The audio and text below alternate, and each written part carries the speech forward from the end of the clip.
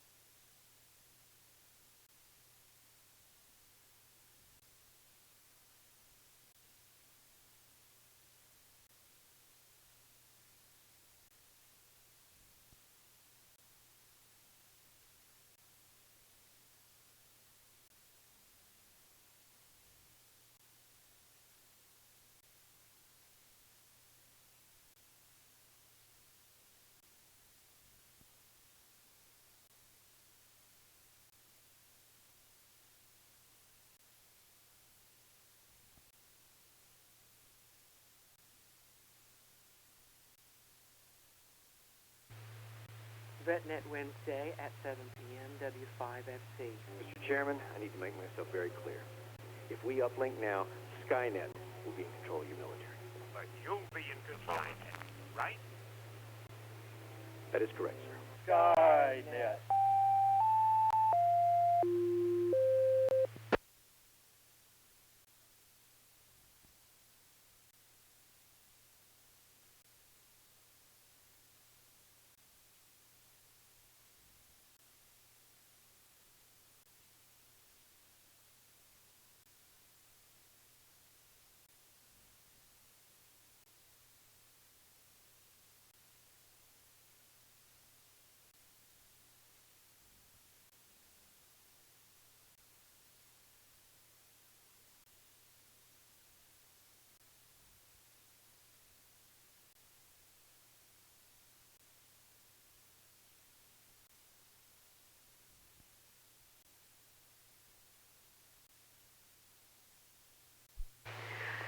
Does anyone need to use the repeater before we begin the 9 p.m. Skynet?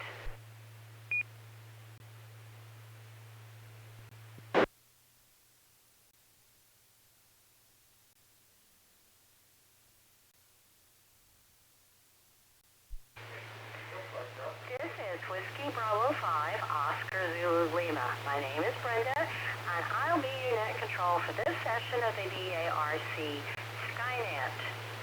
Skynet is a weekly net called every Saturday night at 9 p.m. concerning the subject of astronomy. Our purpose is to help amateurs become more familiar with the nighttime sky and daytime sky and astronomy, space in general. This net is open to all amateurs interested in this topic, and we encourage your participation, comments, and suggestions for this net.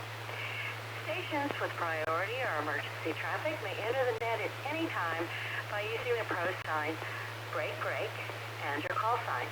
Is there any emergency or priority traffic?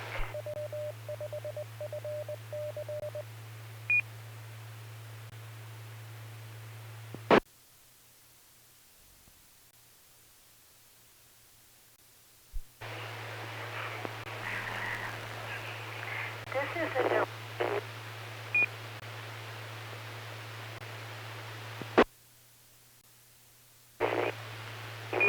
to ID at the end of your transmissions.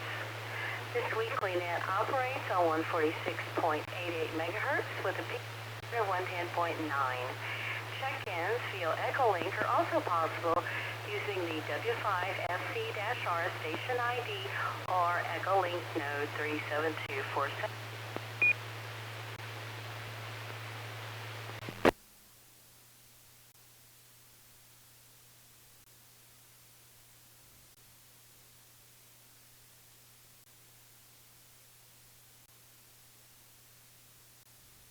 Popular net. All amateur radio operators are welcome. You need not be a member of any amateur radio club to participate. This net is 90 minutes long and is structured in several parts. 1. General announcements. 2. Texas Astronomical Society of Dallas events. 3. National Space Society events. 4. Discussion topic of the evening. 5. Space exploration and space history. 6. Was up. 7. Space launches of the week. 8. Recent astronomical discoveries. 9. Visible satellite passages over the next couple of days. 10. Astronomical Q&A, and 11. 73 round if we have time. All amateurs licensed to transmit on this frequency are invited to check in. So let's start with low power and short time check-ins. Please come now with your call sign, name, and where you're transmitting from this evening. Please come now.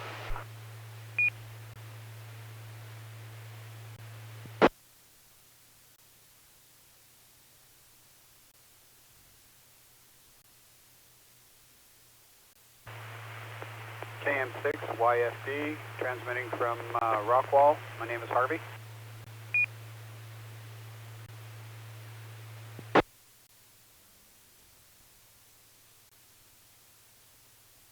Alpha Golf 5, Papa Mike, Rich in Rockwall.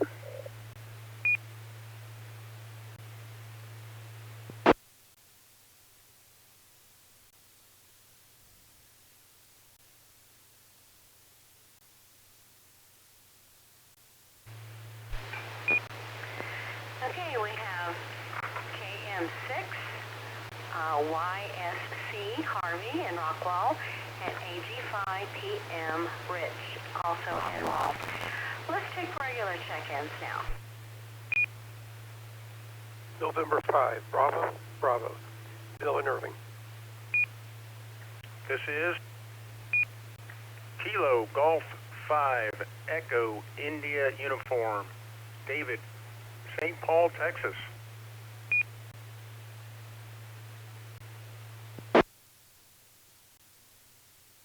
Kilo, Foxtrot 5, Zulu, Bravo, Lima, Bill, Farmers Branch. Kilo 5 Golf Delta, Randy Frellis.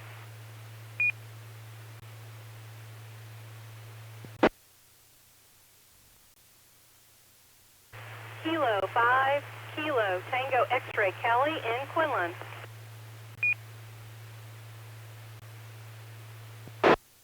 Whiskey 5, Tango, X-Ray, X-Ray, Jake and Rowlett.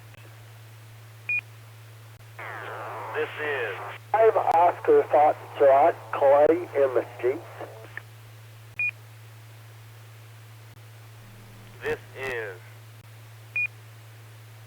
Kilo Golf 5, Kilo Uniform, David, Mesquite.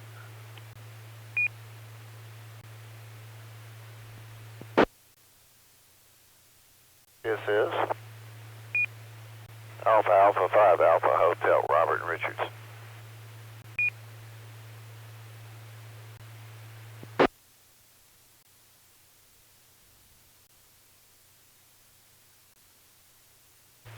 This is Kilo Foxtrot 5, Juliet Alpha, Chaz, Mesquite.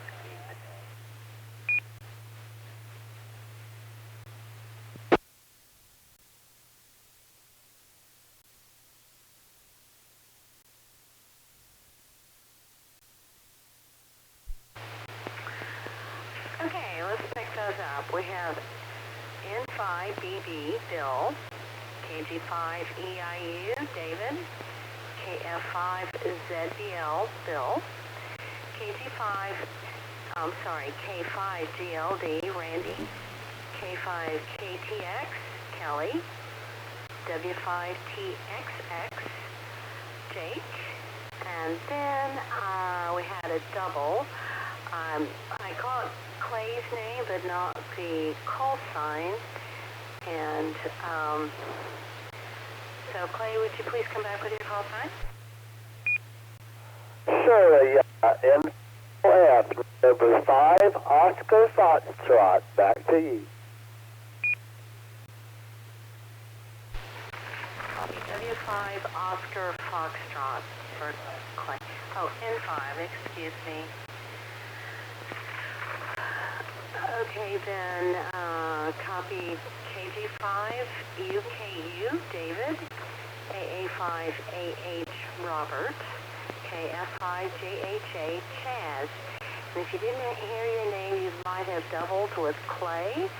So if you did, would you please fill us in?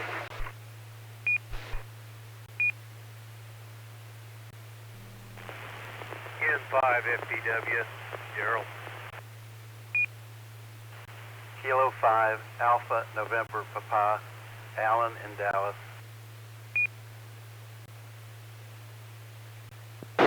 November 5, Sierra, Quebec, Alpha, Ron, Dallas. Kilo Golf 5, Oscar Mike Romeo Marcia in Dallas. Kilo India 5, Golf Romeo Hotel, Melissa in Dallas.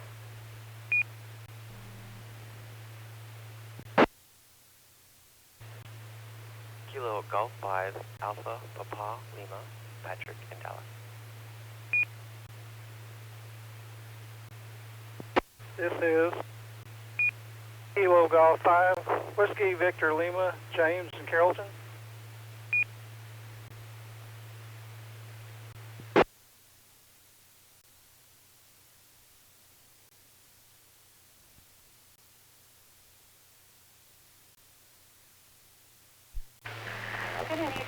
Eagles. Earl, I missed your call. Would you please come back with that?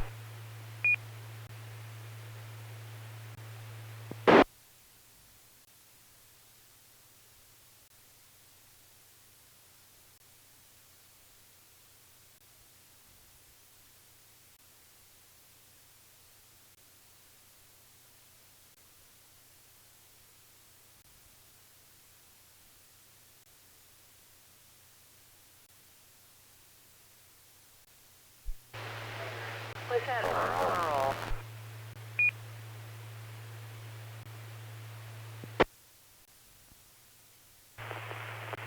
I'm thinking that might have been me.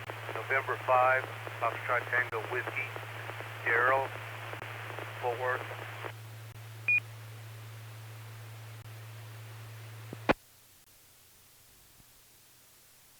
All right, November 5, FTW, Daryl. Sorry, I butchered your name. And K5ANP, I missed your name, please.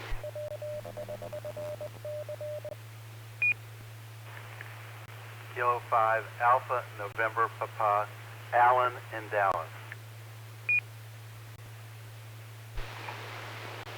Thank you, K5ANP, Allen. Then we have N5SQA, Ron. KG5OMR, Marcia. KI5GRH, Melissa. KG5APL, Patrick. And KG5WVL, James. Do we have anybody on Echolink? Please come down. I'll give you a few extra seconds.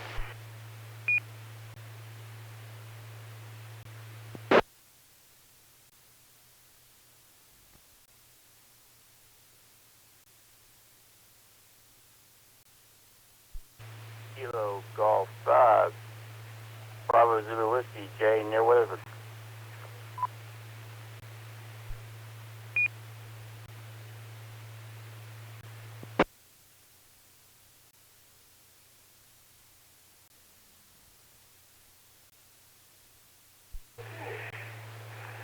November 5, Yankee Echo Oscar, Steve in San Antonio.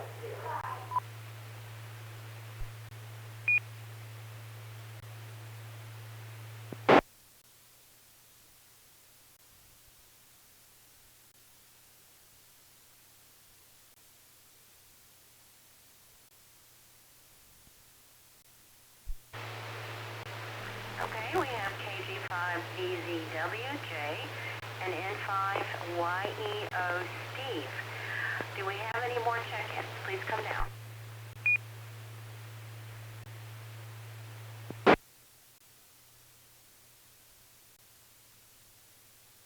T0, Mike Bravo Charlie, Shane and Stephanie Blue Springs, Southwest Space Station.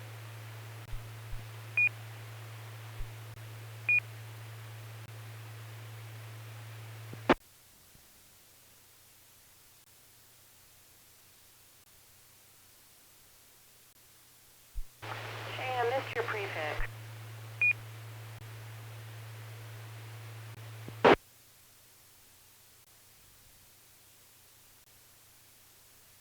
T0, and it's Mike Bravo Charlie. Thank you.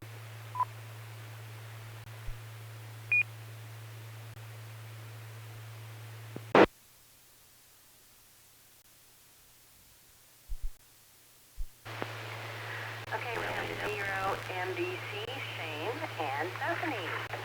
Do we have anybody else?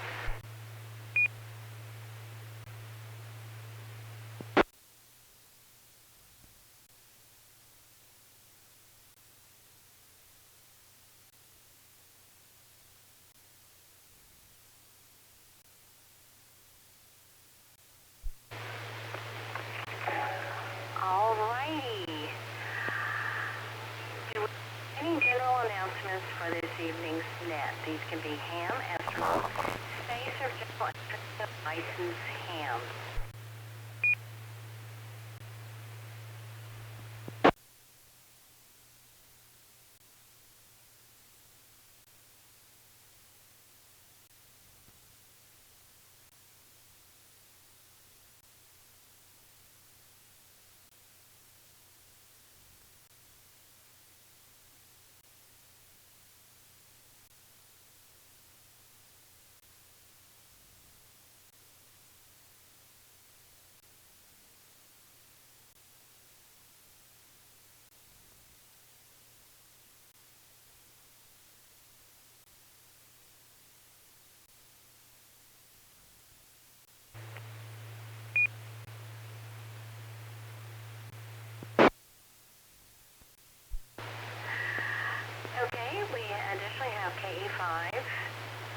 SRM Frank, and K5KOB Philip, and KE5ICX Tom.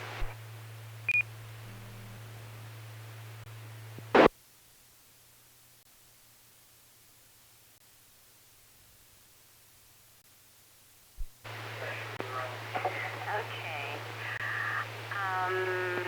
No announcements. The AMSAT Radio Amateur Satellite Group has 2 nets available to Dallas residents. On Tuesday evenings at 8 p.m. Central, you'll need Echolink installed and be registered. You will find the net under Groups and Sets. Also, a live audio link is available on their website. It's www.amsatnet.com. This net originates in Houston. Dallas AMSAT Net, Dallas-Fort Worth, Texas is every Wednesday at 9 p.m. on the Arlington repeater, 147.14 megahertz, PL 110.9 megahertz, positive offset. This next, let's see. All right. Tonight's info. This is not our last net of the night. No, we stay up half the night talking. Tonight's movie is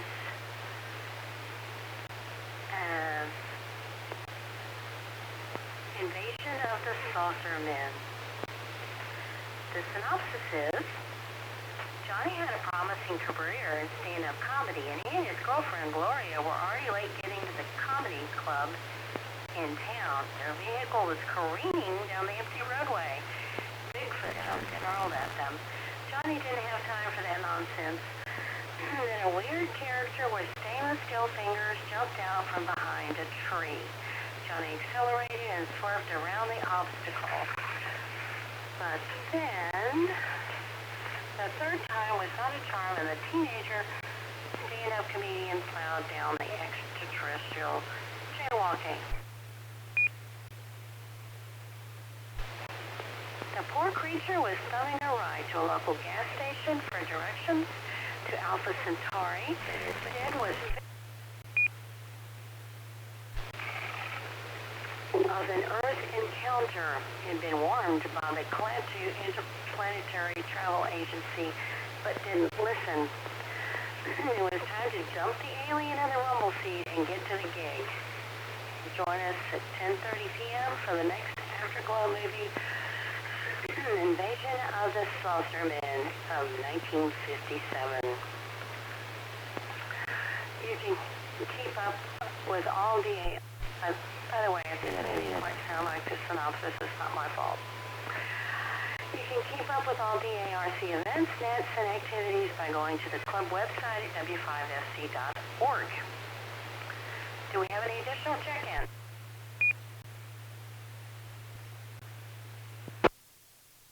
Kilo 5, Juliet Delta Whiskey, John in Coppell.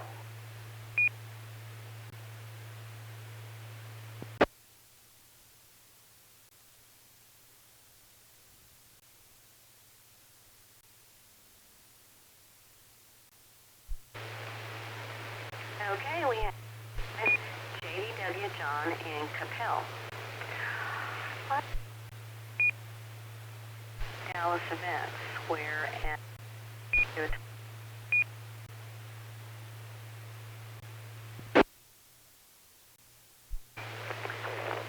Chaz, KF5JHA, do you have information on this?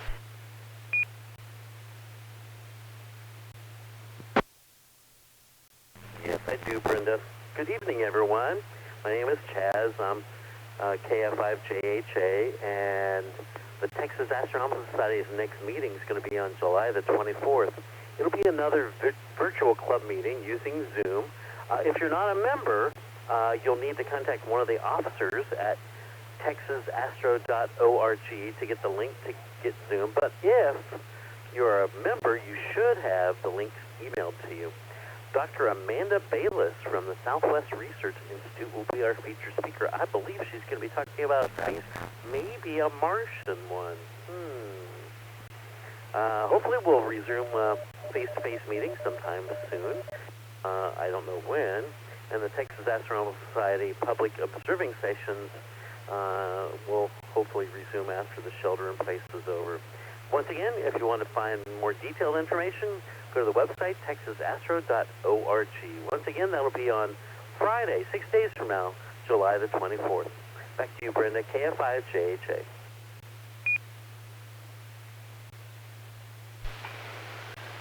Thank you, Chaz. Let's see.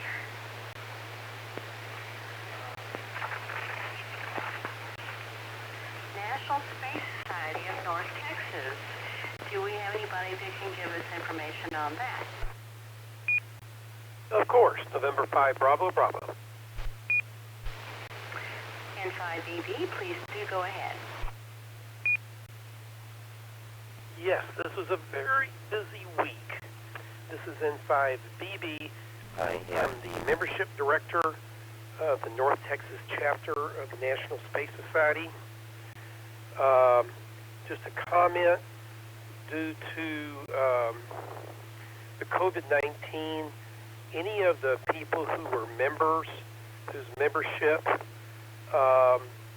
is expiring during the COVID-19 period here, we're extending their memberships 3 months to give them an extra time for them to rejoin.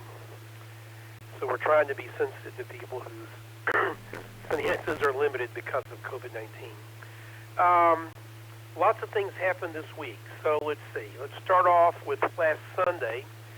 National Space Society North Texas chapter had our monthly meeting, which of course was virtual again. The presenter was Ken Ruffin, the president of our local group, who talked about Mars exploration up to now. So essentially it wasn't really talking much about the future. It was talking about the exploration of Mars, various probes and landers up to now.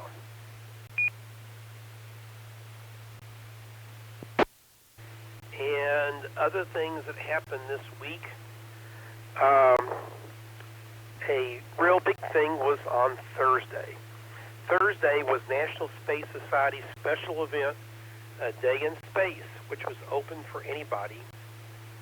And I believe it's recorded, but I was watching most of it live. You can go to nss.org. That's the National Space Society website.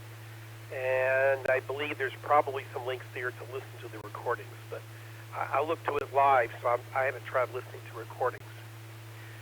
There were all kinds of extremely interesting presentations on there, including an interview with Buzz Aldrin. This is live on like Zoom or whatever. So an interview with Buzz Aldrin and many other kind of things. It was very neat. I really liked it. So that was A Day in Space, which was today on Thursday. Then today, the Frontiers of Flight Museum had Moon Day, which was sponsored by the National Space Society. And there were many people that were hams, and I just lost my page. Here it is. There were many hams involved.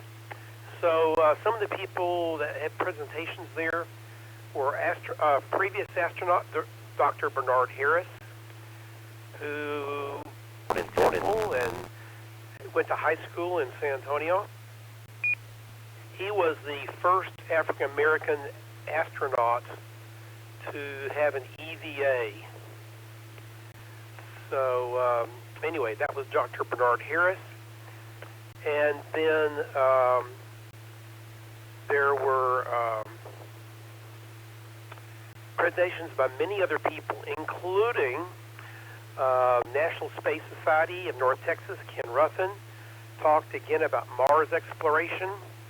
Dr. Billy Cheek, a member of our group right here, KF5PDF,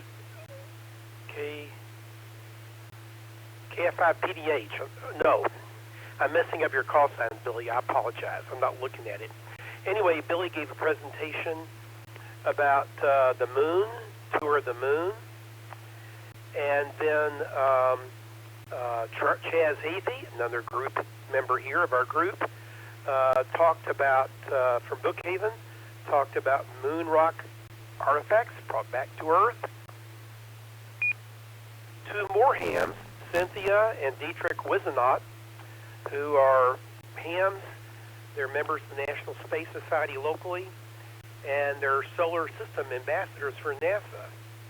Talked about Sherlock, the detective system aboard the Mars rover Perseverance that's getting ready to be launched here in a couple of weeks. And then, let's see. Seems like I'm missing another ham. No, that may be all the hams. So anyway, a lot of local connections here today, which unfortunately had to be virtual. We have no in-person events right now, so that's everything I have for now.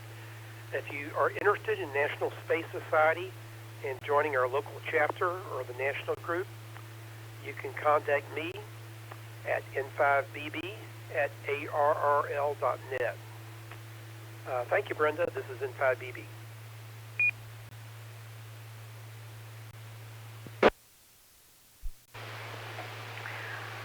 Thank you for that.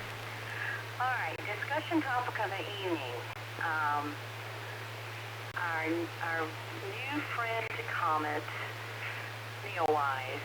It's a big story this week, and we're all pretty excited about it. So, what is Comet? Where does it come from? Where is it going? Well, Comet is an icy, small solar system body that, when passing close to the sun, warms and begins to release gases, a process called outgassing. This produces a visible atmosphere or coma, and sometimes also a tail. These phenomena are due to the effects of solar radiation and the solar wind acting upon the nucleus of the comet. Comet nuclei range from a few hundred meters to tens of kilometers across and are composed of loose collections of ice, dust, and small rocky particles. The coma may be up to 15 times Earth's diameter, while the tail may stretch 1 astronomical unit. If it's sufficiently bright, a comet may be seen from Earth without the aid of a telescope and may send an arc of 30 degrees, 60 moons, across the sky. Been observed and recorded since ancient times by many cultures. Comets usually have a high eccentric elliptical orbit, and they have a wide range of orbital periods ranging from several years to potentially several millions of years. Short period comets originate in the Kuiper Belt or its associated scattered disk, which lie beyond the orbit of Neptune. Long period comets are thought to originate in the cloud, a spherical cloud of icy bodies extending from outside the Kuiper Belt to halfway to the nearest star. Long period comets are set in motion towards the sun from the Oort cloud by gravitational perturbations caused by passing stars and the galactic tide. Hyperbolic comets may pass once through the inner solar system before being flung to interstellar space. The appearance of a comet is called an apparition. Comets are distinguished from asteroids by the presence of an extended, gravitationally unbound atmosphere surrounding their central nucleus. This atmosphere has parts termed the coma, the central part immediately surrounding the nucleus, and the tail, a typically linear section consisting of dust or gas blown out from the coma by the sun's slight pressure or outstreaming solar wind plasma. However, extinct comets that have passed close to the sun many times have lost nearly all their volatile ices and dust and may come to resemble small asteroids. Asteroids are thought to have a different origin from comets, having formed inside the orbit of Jupiter rather than in the outer solar system. The discovery of main belt comets and active Centaur minor planets has blurred the distinction between asteroids and comets. In the 21st century, The discovery of some minor bodies with long-period comet orbits, the characteristics of inter-solar system asteroids, were called Manx comets. That's M-A-N-X, like the Taylor's cat. That's what they're named after. They're classified as comets, and they were found from 2013. 27 Manx comets were found from 2013 to 2017. Now, right now, we have Comet Neowise. I haven't seen it yet. I hope you have. I intend to see it in the next few days, though. As of July 2019, there are 6,619 known comets, a number that is increasing as they are discovered. However, this represents only a tiny fraction of the total potential comet population, as the reservoir of comet-like bodies in the outer solar system, in the Oort cloud, is estimated to be 1 trillion. Roughly 1 visible to the naked eye, though many of those are faint and unspectacular. Particularly bright examples are called great comets. Comets have been visited by unmanned probes, such as the European Space Agency's Rosetta, which became the first on a landed robotic spacecraft on a comet, and NASA's Deep Impact, which blasted a crater on Comet Temple 1 to study its interior. C-2020F3 Neowise is a retrograde comet with a near parabolic orbit discovered on March 27, 2020 by astronomers using the Neowise Space Telescope. At that time, it was a 10 magnitude comet located 2 AU away from the Sun and 1.7 AU away from the Earth. By July 2020, it was bright enough to be visible to the naked eye. It is one of the brightest comets in the Northern Hemisphere since Comet Hale-Bopp in 1997. Under dark skies, it can clearly be seen with the naked eye and might remain visible to the naked eye throughout most of July 2020 until July 23rd. As the comet gets further from the Sun, it will be getting closer to the Earth. As of July 16th, it was about magnitude 2. For observers in the Northern Hemisphere, in the morning, the comet appears low in the northeastern horizon below Capella. In the evening, it can be seen in the northwestern sky. On July 17th, Comet Neowise will enter the constellation of Ursa Major below the asterism of the Big Dipper, the Plough. The object was discovered by a team using the Neowise Space Telescope on March 27th. We said that already.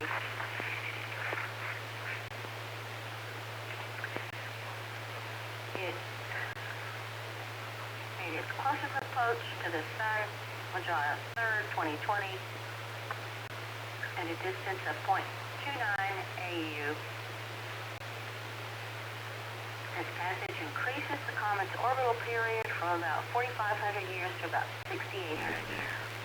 Its closest approach to Earth will occur on July 23rd, 2020 at 1:14 UT at a distance of 0.6 AU while located in Ursa Major. This is WB5OZL. Do we have any more check-ins?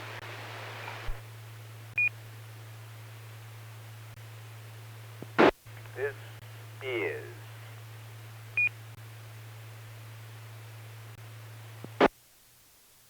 Whiskey Bravo number 4, Mike Foxtrot, India, WB4MFI, Ted, Dallas, low power.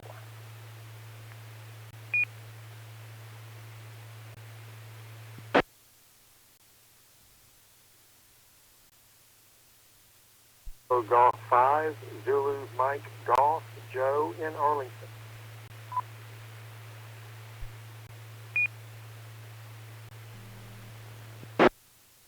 5 Bravo 4, Alpha Hotel Lima, Dave in Cyprus.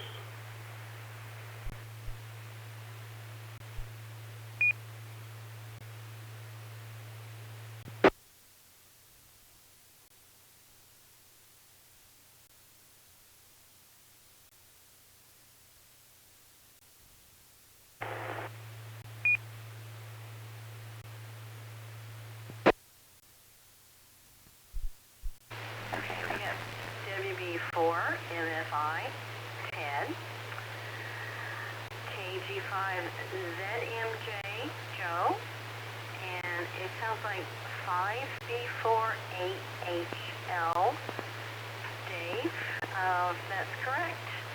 Let us know, and where are you? Where are you located?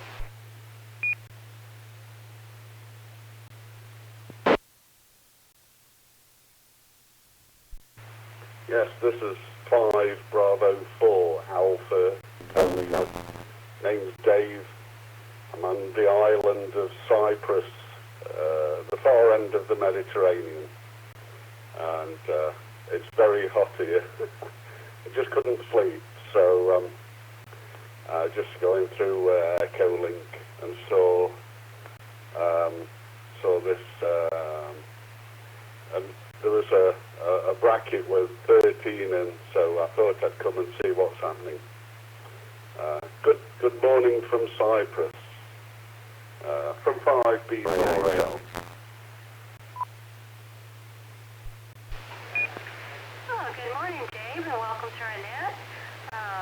This is Skynet, and it's about all things space and astronomy.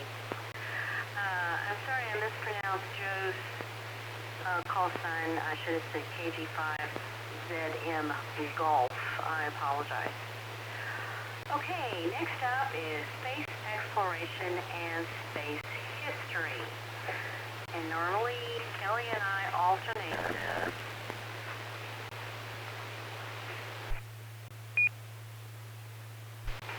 KE5ICX is going to do it tonight.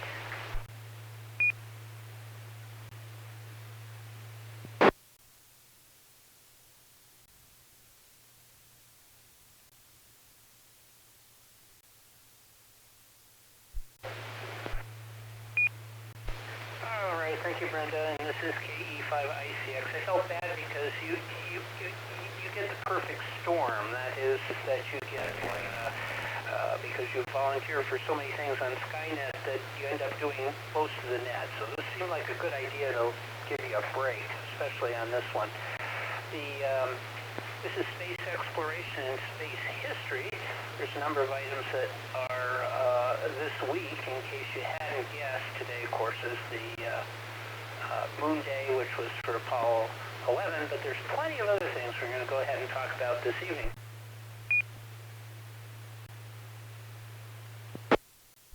First off, in space news, Tianwen-1 Mars mission rolls out to the launch pad.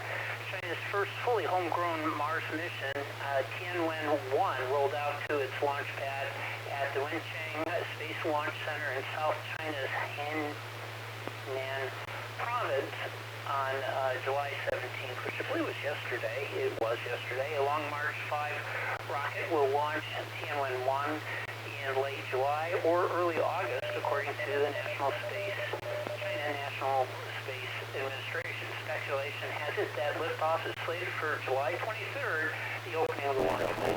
Long March 5 has a handful of experimental launches under its belt, but Tianwen-1 liftoff will mark the rocket's operational debut. The Xinhua story added the rocket is expected to send Tianwen-1 into Earth-Mars transfer orbit, another first for the Long March 5.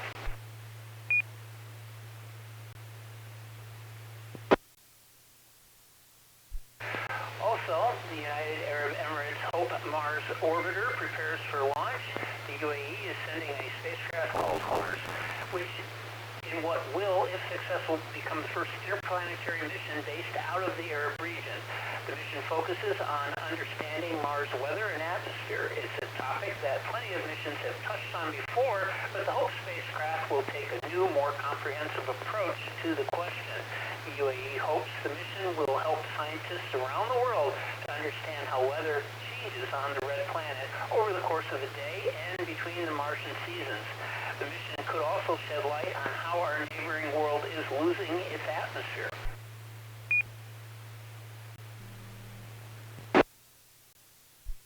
On to space-related birthdays, July 12th, 1957 would have been is the birth of Rick Husband.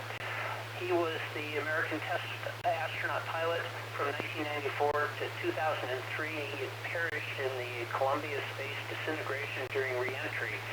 He had 2 space flights, 25.7 days in space, and flew on STS-96 in 1999 and also STS-107.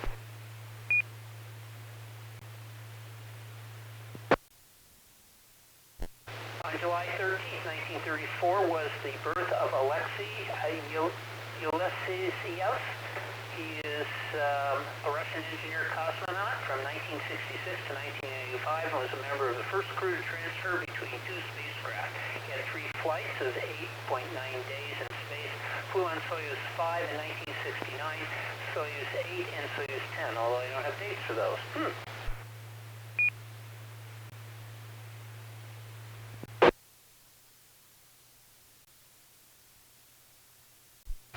Birth of Esther Dyson. She was born in Switzerland. She was an American cosmonaut from 2008 to 2009. She was the internet entrepreneur, and yes, that name Dyson should be familiar. She's the daughter of physicist and space visionary Freeman Dyson. She paid $3 million to train as a backup to Charles Samoy as a space tourist aboard Soyuz TMA-4.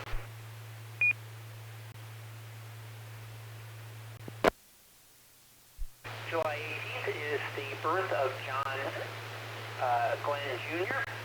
He is an American test pilot from 1959 to 1963, and from 1997 to 98, later a politician, American test pilot, U.S. Senator.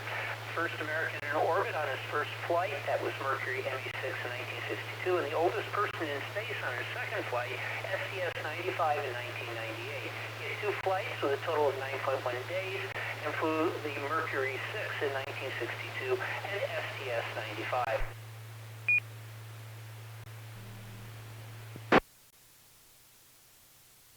This is an interesting bit. I went ahead and put it in because it was so fascinating. On July 12, 1972, North American Rockwell issues a study on safety concepts for the space shuttle. These include putting an American Apollo command module in the shuttle payload bay as an emergency re-entry capsule in case of the inability of the shuttle to re-enter due to heat shield damage or propulsion system failure. The study finds that all solutions were unacceptable weight penalties, and any upper stages carried in the payload bay and rated in order to ensure crew safety. Liquid propellant upper stages such as Centaur and the planned space tug were probably too dangerous to be taken to orbit by the shuttle. On July 12, 2000, the Bestia launched into orbit. It was years behind schedule, but the Bestia living module for the International Space Station was built and financed by Russia and finally reached orbit. Its initial orbit was listed on July 14th. The orbit was they get really wonky in here. After matching orbits with the ISS, the Bestia then became the passive docking target for the Russian-built U.S.-financed Zarya module already attached to the station. Zarya Unity Stack docked with the Bestia module on July 26th, forming the basic core of the International Space Station. A flood of NASA missions would follow to bring the station into operation.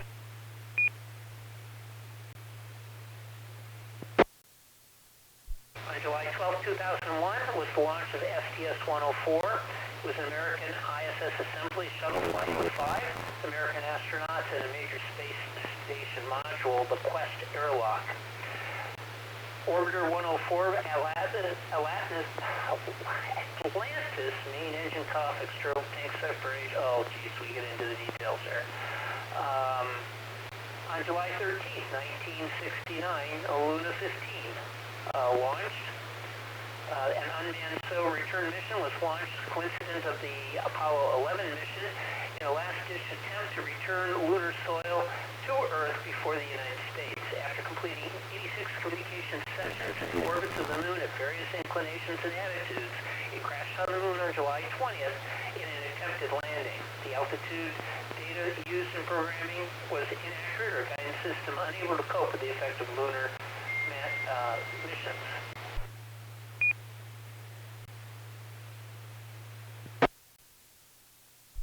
On July 13, 1995 was the launch of STS-70. It deployed the TDRS, or TDRS-7. This is a tracking and data relay satellite. This was designed to provide all sorts of things in here, but the main purpose was to provide continuous communications by the spacecraft in orbit. So TDRS would be in a higher orbit, and they wouldn't have to use so many stations down below in order to pick up communications.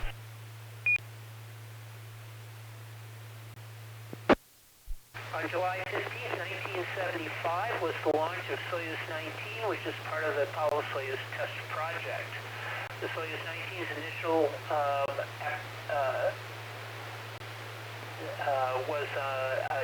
was planned for docking with 2 spacecraft. Crew members rotated between the 2 spacecraft and conducted various, mainly ceremonial activities.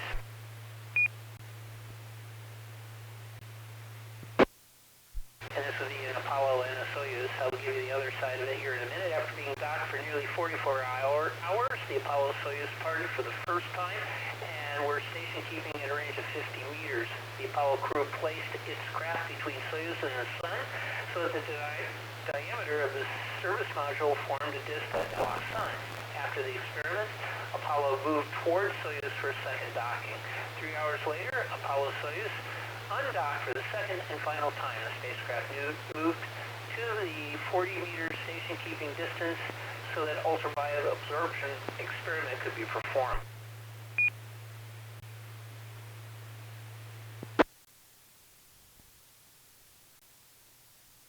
Also on the same day was the launch of the Apollo spacecraft with Vance Brand, Deke Slayton, and Tom Stafford.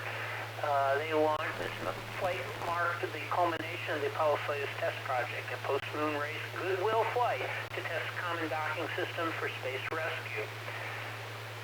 It began with a flawless launch of Soyuz 19. Apollo followed right on schedule. Despite a stowaway, a Super Florida Mosquito, the crew accomplished a series of rendezvous maneuvers over the next day, resulting in rendezvous with Apollo Soyuz 19.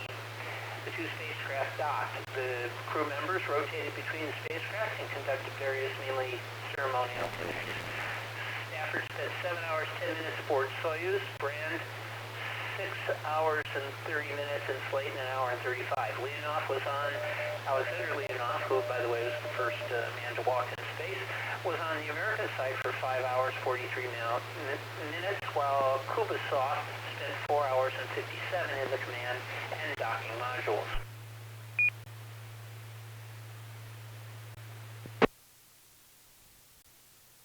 On July 15, 1958, Congress passed the National Aeronautics and Space Act of 1958, the culmination and beginning of National Aeronautics and Space Administration.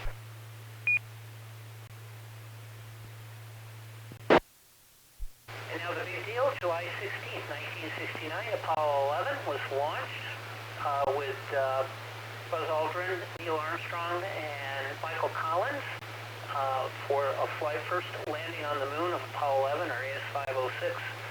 The 3 astronauts were launched from Pad A of 39A from Kennedy Space Center on 9:32 a.m. Eastern Daylight Time.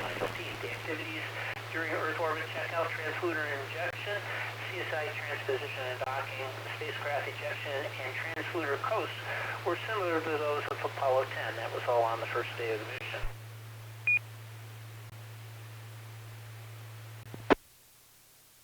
On July 17, 1984,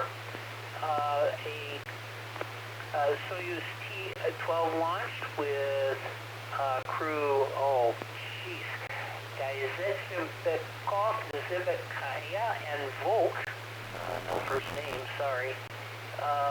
This mission transported a crew comprising of the ship's commander, flight engineer, and cosmonaut research IP Volk to the Salyut 7 orbital station to conduct scientific and technical studies.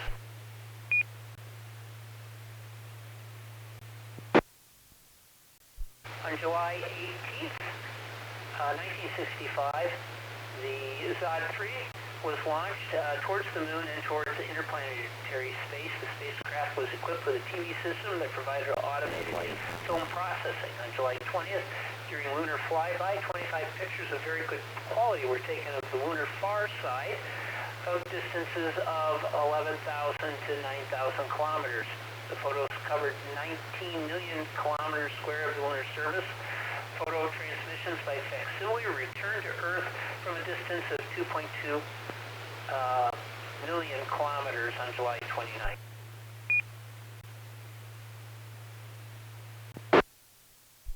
On July 18th, 1966 was the launch of I-10 with Michael Collins and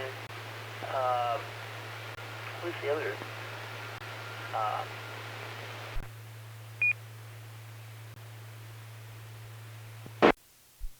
There we go. John Young was the other astronaut. Air Force Titan Gemini launch vehicle placed Gemini 10 GT-10 spacecraft into orbit for a 3-day mission. Rendezvous and docking was accomplished with the Gemini Agena target vehicle, or GATV, that had been launched from Cape Kennedy aboard an Atlas booster just ahead of Ken. Using the GATV-10 primary propulsion systems, the docked vehicles achieved a manned flight altitude record of 476 miles. Re-entry was accomplished on July 21st, and recovery was made 544 miles east of Cape Canaveral. Exciting mission with a successful docking with the Agena, flight up to parking orbit where the Gemini 8 was stored.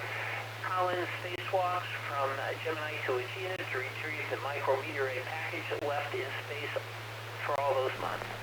Let's see. It is, but these are all little words that don't make a sentence. But at any rate, sounds like it was a really good mission. And that's it for me. As bad or good as this may be, mostly bad. Back to you, Miss Brenda. This is KE5ICX.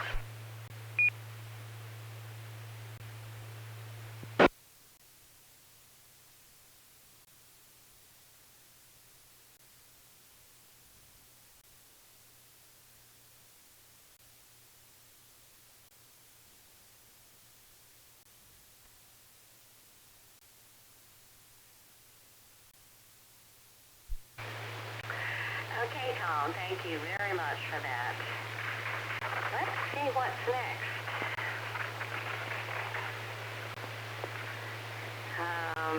One moment, please.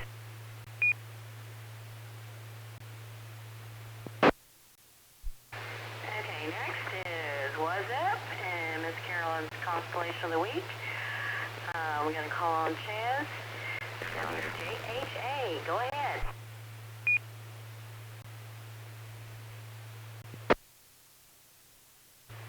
Thank you, Brenda. Good evening, everyone. This is Chaz, KF5JHA.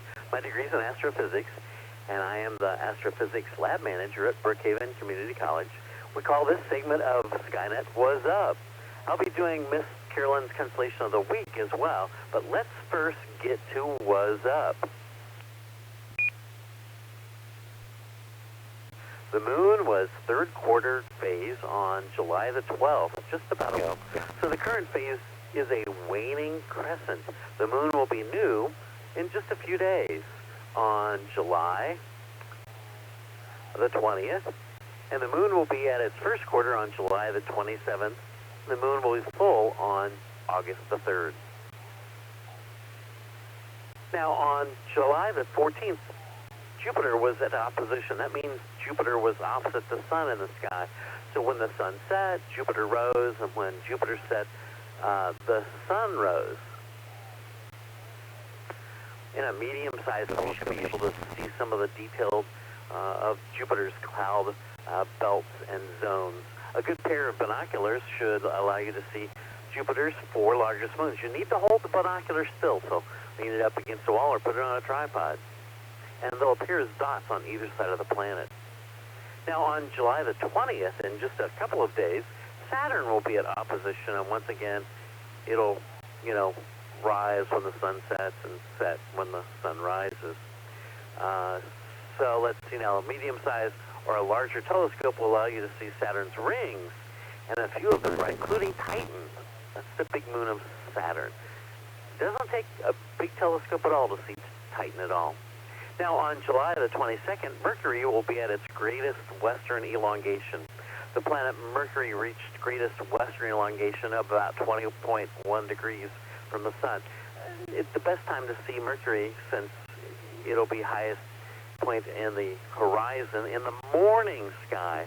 Look for the planet in the eastern morning sky just before sunrise.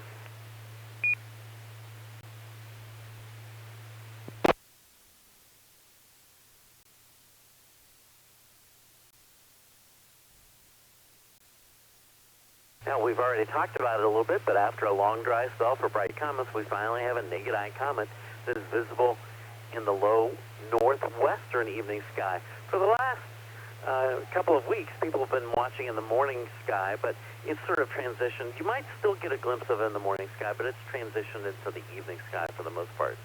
Comet Neowise can be seen without optical aid, but very low in the northwestern sky. If you would have gone out maybe even half an hour ago, you might have been able to see it. It might be kind of too low to see right now.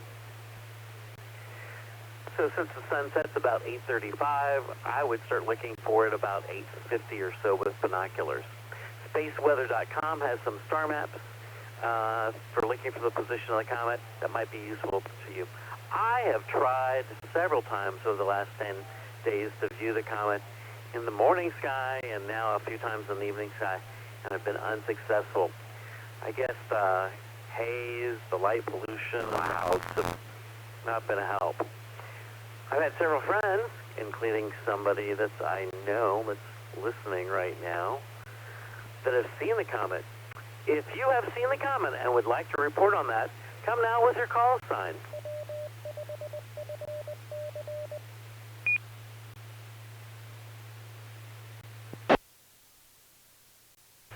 K5 KTX. Kelly, I knew I could twist your arm. Kelly, tell us what you've seen.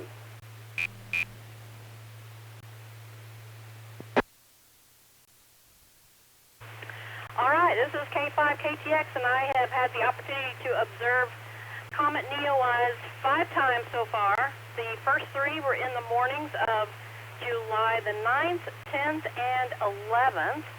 And for July 9th and 10th, well, actually, I guess 11th as well, I got up about 4:30 or so. It was a little too low at that point. And, but 5 a.m., it was well in for view, easy to find. The first morning, I had a really hard time finding it, but I finally found it. Went and grabbed my birding scope because it was easier to get to than my big telescope, and had some great views of it. The next morning it was really clear and had no trouble seeing it naked eye morning on the 10th. Then the 11th I got out, and I think that was a Saturday morning. I was pretty tired. I went and looked at it just long enough to see it, and I said, okay, I've seen it, and I went back in.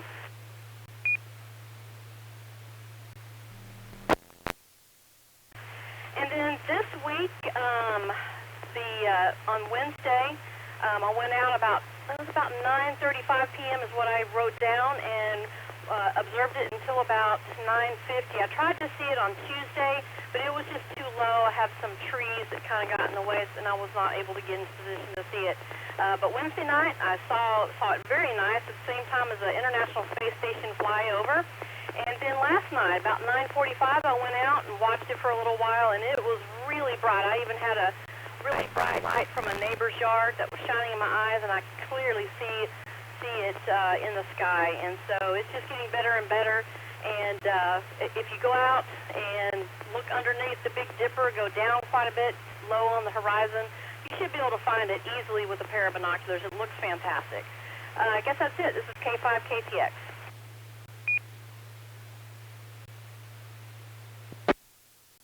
Thank you so much, Kelly.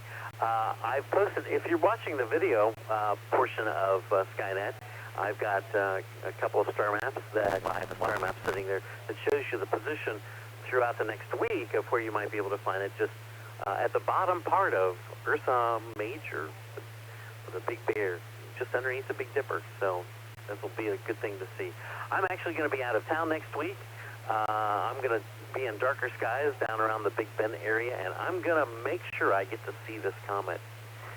Okay, so yesterday morning, July the 17th, while I was out looking for Neowise in the morning sky, kind of low in the sky to see right now in the morning, but I watched the moon and Venus and Aldebaran in the star cluster. The advantage of looking in the early morning events like this is, well, it's cooler. It's the coolest part of the day. Next, there's 3 meteor showers in July, and all 3 peak on the same night, July the 27th, 28th. The Alpha Capricornus may produce maybe only about a half a dozen meteors per hour. The Southern Delta Aquarius could produce 1 to 2 dozen meteors per hour. And finally, the July Gamma Draconis could produce up to 100 meteors per hour. For details about meteors, I would go to the American Meteor Society at amsmeteors.org or the International Meteor Organization at imo.net. So this ends What's Up segment, and now I'll begin Miss Carolyn's Constellation of the Week.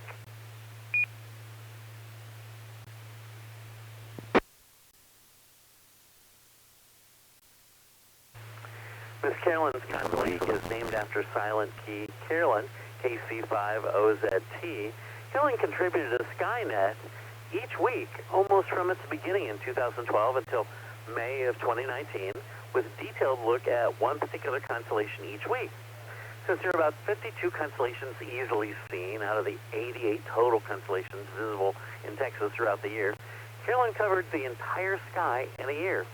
In her honor, we've continued that tradition of a constellation per week, and we've named it after her. Miss Carolyn's Constellation of the Week this week is Hercules, which is a very strong hero.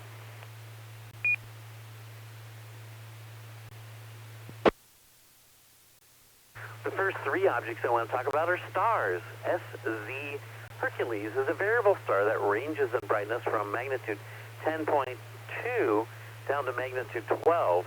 So this is something you need to use a telescope for and finder charts to find. SZ Hercules brightness cycle repeats every 16 hours. So basically, during the wintertime and the short daytime skies, the long winter nights, you collect an entire cycle worth of data in just one night. SZ Hercules variability arises from the fact that it's a spectroscopic binary. So there's probably 2 stars rotating around each other, one's blocking the other one, and then the other one's blocking the first one. So kind of interesting. Miss Carolyn was very much into variable stars.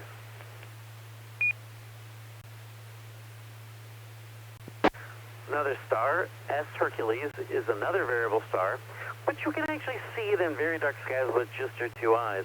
But it has a longer period, not 16 hours, but 307 days. It varies from brightness 5.9 down to 13.6. So over about a little bit less than a year, you can sit there and watch its variability go really down, way below visible view. You have to use a telescope, back up to just barely visible with the naked eye.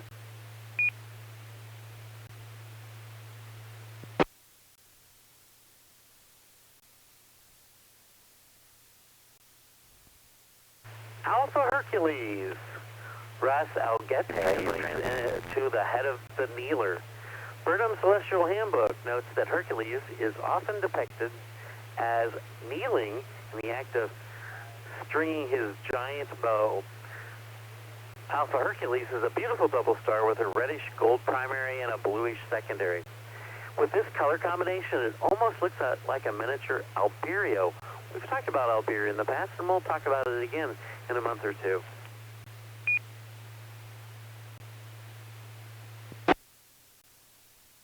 just want to talk about a couple of these sky objects. M13, the Great Globular Star Cluster in Hercules. It's the finest globular star cluster north of the celestial equator. There's a better one south of the equator, and some of you on this net have actually seen that before. M13 was discovered by Edmund Halley, and sounds familiar, some sort of comic guy, in 1714, and first mentioned the astronomical writings by him in the following year.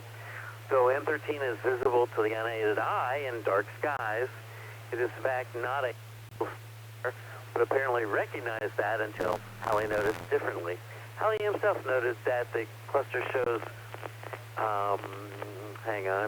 itself to be naked eye, and the sky, when the sky is clear and the moon is absent. Messier himself thought M13 was a nebula with a bright center. In his small telescope, he could not resolve it into different stars. If we lived inside M13, the appearance of the heavens in our sky would be spectacular. The heavens would be filled with uncountable number of blazing stars that would dwarf our own Sirius and Canopus. We're talking about thousands of them.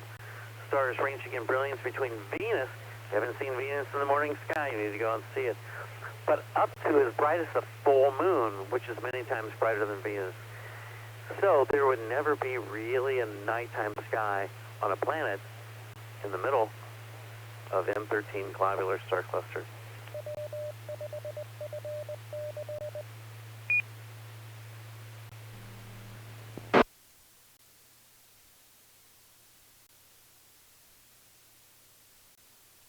So the next deep sky object I want to talk about is another globular star cluster, M92. It is an M object. Robert Burnham Jr. notes that M92 is a beautiful, rich globular cluster, which in most any other constellation would be considered a major show object. But, of course, it has a rival, M13. But you can see M92 easily with binoculars or scope. Eagle-eyed Stephen James O'Meara, in his book, The Messier Objects, notes that he can see M92 without optical aid, and with just one night, he discovered that both Hercules globular clusters can be seen simultaneously with an unaided eye. M92 is noticeable as a smaller than M13. If you look at one in the telescope and go to the other one without changing eyepieces, you'll see that there's a size difference. M92 is a dense core. It appears to be oval in shape, slightly elongated from north to south.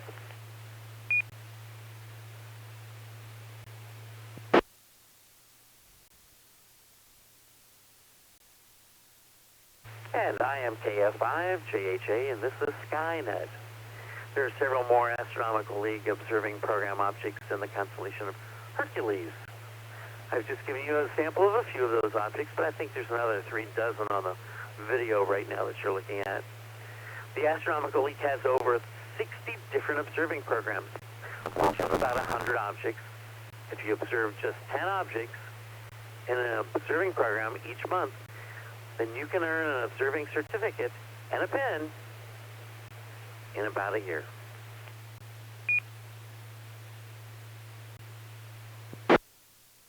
And that is Miss Carolyn's Constellation of the Week, Hercules.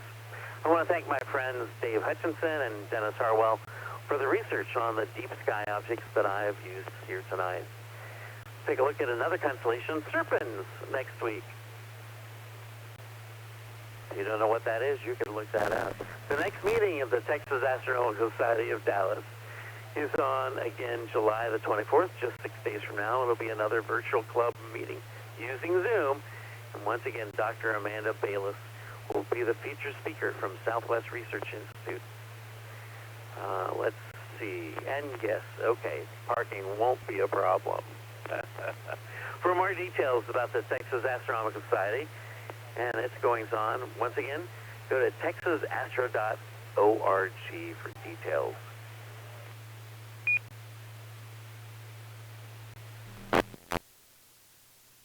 Now, I do want to welcome students from Dallas College at Brookhaven because right now they might be listening in either on Facebook or on YouTube because they can use this as their stargazing credit. So students, just a reminder, if you want to get stargazing class credit for this, then remember to fill out the form within the next 48 hours. Now, are any of you out there in Radio Land have a question or need to fill on any of the information? Or maybe you just have a general astronomy question. I don't know everything, but I may know the answer to your question. Come now with your call sign if you have a question.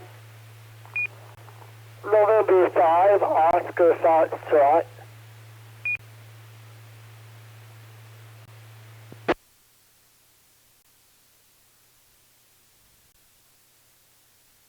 Oscar Foxtrot, come now again. I can't remember your name, but come now. What's your question? Hey, Chaz, this is Clay, Charlie Lima Alpha Yankee.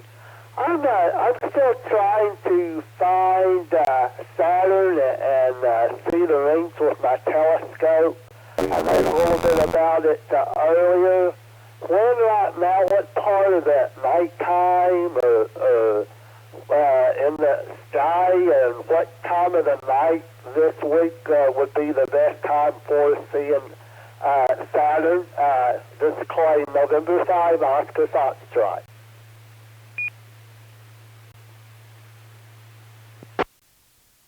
Clay, that's a great question. Right now, Jupiter is rising in the southeast as it gets dark. In fact, if you're eagle-eyed enough, just as twilight sets in, you Jupiter. So just below Jupiter and to the left, I think it would be about, on the hands of a clock, about 7 or 8 o'clock position. And it's less than a fist width if you hold your fist out at arm's length. So you'd see Saturn. Saturn's not nearly as bright as Jupiter. So Jupiter's the really bright thing in the southeast rising. And Saturn is just a little bit lower and to the left of that. Did that help you out? I believe it does, Chaz. Good description. I would give it a try. Thanks a lot. This is November 5, Oscar Foxtrot.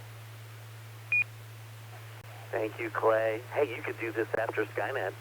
We're going to be through in about 15 minutes. Get your scope and go and take a look at both Jupiter and Saturn. All right. So as the moon wanes, so do these words. Stay safe, keep well, pray for our world. Until next week, keep on looking up so you know what's up. And this is Chaz, KF5JHA. Back to you, Brenda.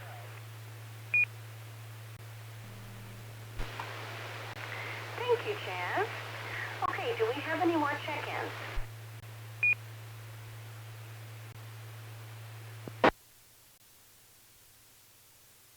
Kilo Foxtrot 5, Papa Delta Sierra, Billy and Sherman just got in from looking at the comet.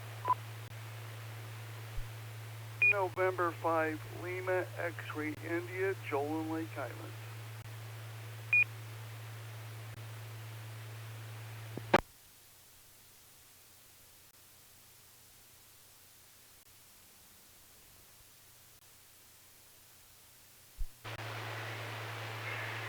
Okay, KF5 PDS Billy, congratulations on the Comet sighting. And N5LXI Joel, welcome to the net. Next we're going to have recent astronomical discoveries. And where is that?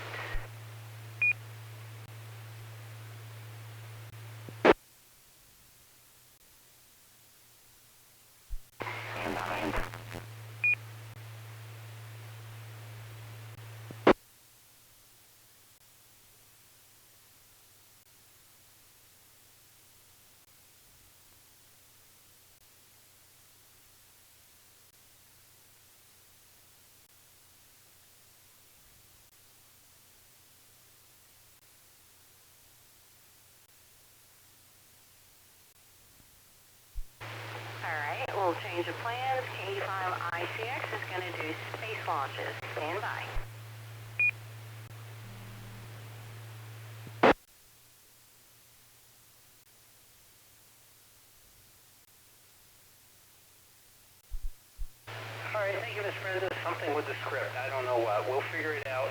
But let's see here. So space launches for this week. This is what we got.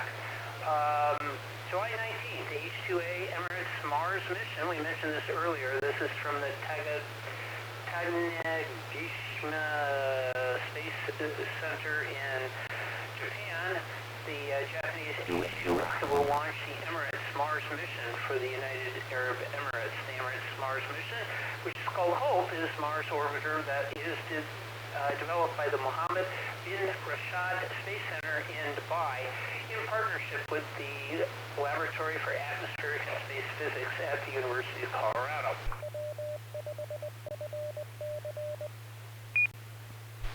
On July 19th, Falcon 9 will launch an SIS-2. This is from SLC 40 at Cape Canaveral Air Force Station in Florida. SpaceX Falcon 9 rocket will launch the ANIS-2 communication satellite for the South Korean military. The spacecraft was built by Airbus Defense and Space. On the same, well, there's a date to be determined. Falcon 9 will launch a Starlink 9 Black Sky Global. The SpaceX Falcon 9 rocket is expected to launch the 10th batch of approximately 60 satellites for SpaceX Starlink broadband network. The mission designated Starlink 9, two Earth observation microsatellites for Black Global, a Seattle-based company, will launch a rideshare payloads on this mission. Move forward from the June 24th launch.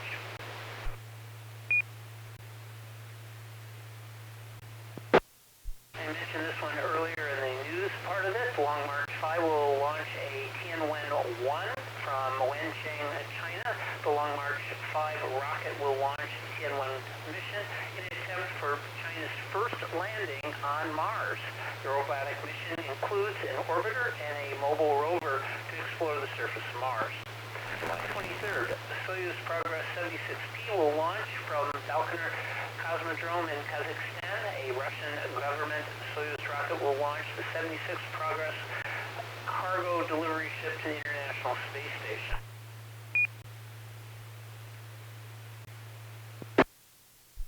On July 25th, the Falcon 9 Sailcom 1B, the spacecraft will be launched from SLC 40 again from Cape Canaveral.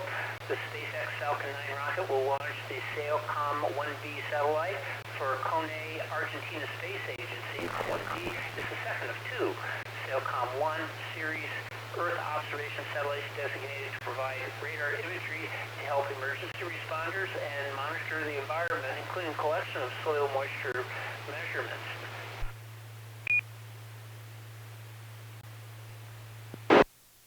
On July 28th, an Ariane 5 heavy lift Galaxy will launch the Galaxy 3. This is from Kourou, French Guiana, from ELA 3. The Ariane 5 ECA rocket designated VA-253 to launch Galaxy 30 communication satellite, the second mission extension vehicle satellite servicing spacecraft, and the BSAT-4B broadcasting payload. Galaxy 30 is owned by Intelsat and will provide video and television payloads. The Galaxy 30 is owned series over the United States. Galaxy 30 also hosts navigation augmentation payload for the Federal Aviation Administration to support civilian air travel. MEV-2 is the second robotic servicing vehicle for the Space Logistics LLC and will dock to the Intelsat 1002 satellite geosynchronous orbit to extend its commercial life.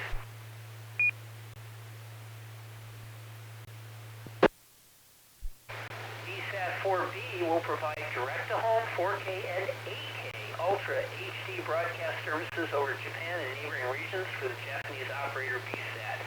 Galaxy 30 and MEV-2 were built by Northrop Grumman.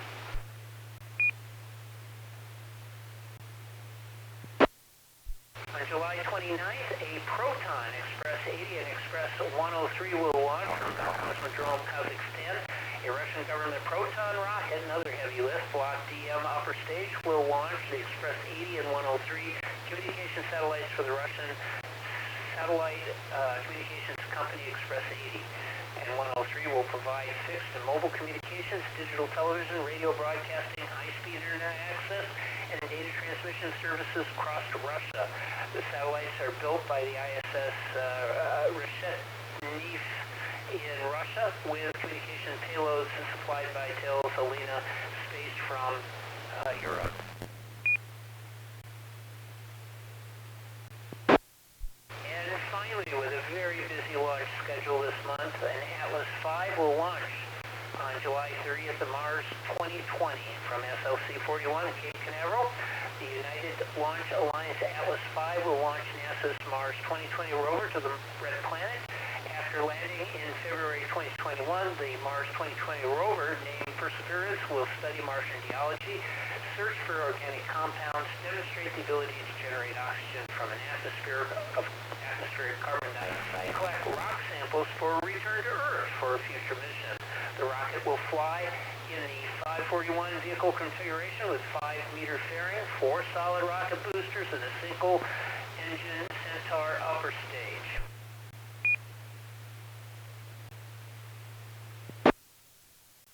And that's it. Next up is back to you, Brenda. And this is KE5 ICX, back to net control.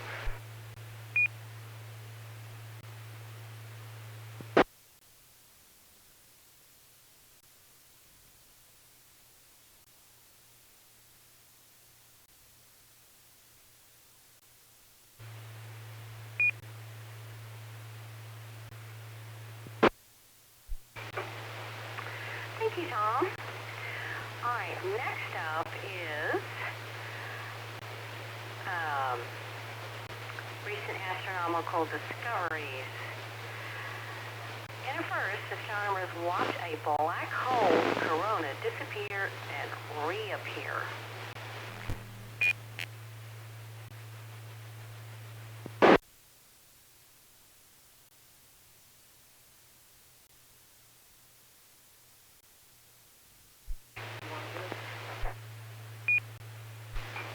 It seems the universe has an odd sense of humor.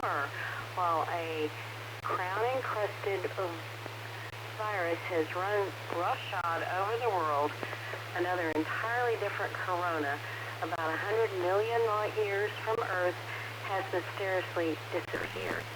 For the first time, astronomers at MIT and elsewhere have watched as a supermassive black hole's own corona, the ultra-bright billion-degree ring of high-energy particles that encircles the black hole's event horizon, was abruptly destroyed.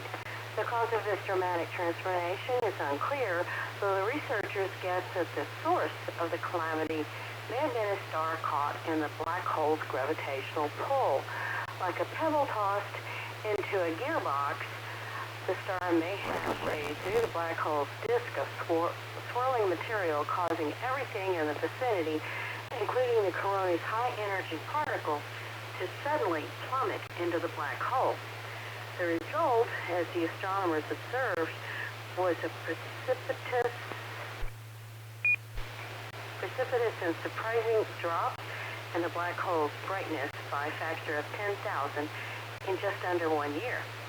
We expect that luminosity changes this big should vary on time scales, but many thousands to millions of years, says Erin Kara, assistant professor of physics at MIT.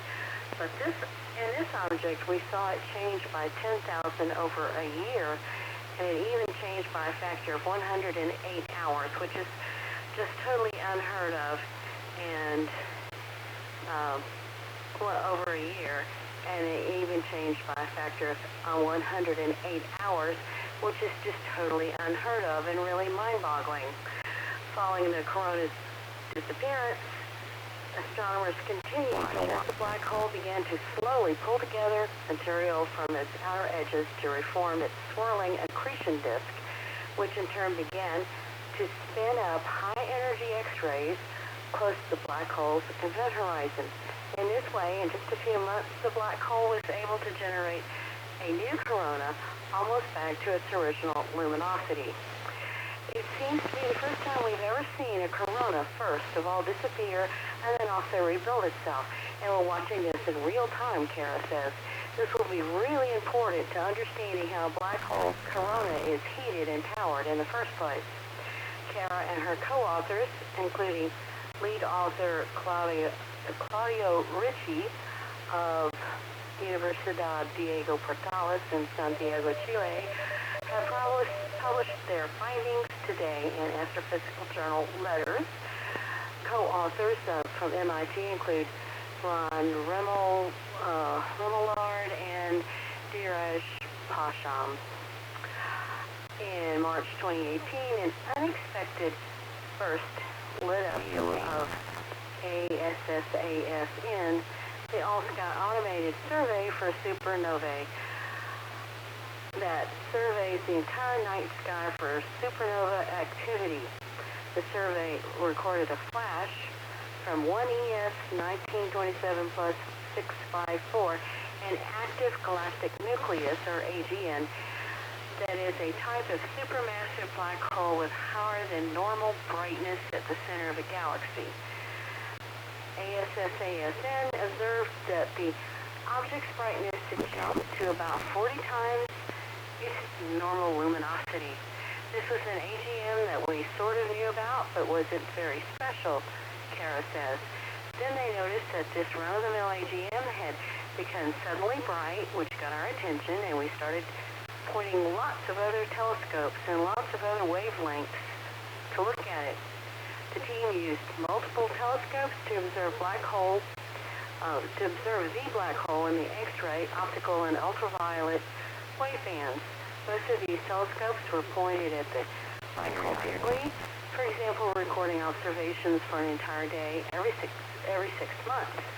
The team also watched the black hole daily with NASA's NICER, that's NICER, a much smaller X-ray telescope that is installed aboard the International Space Station with detectors developed and built by researchers at MIT.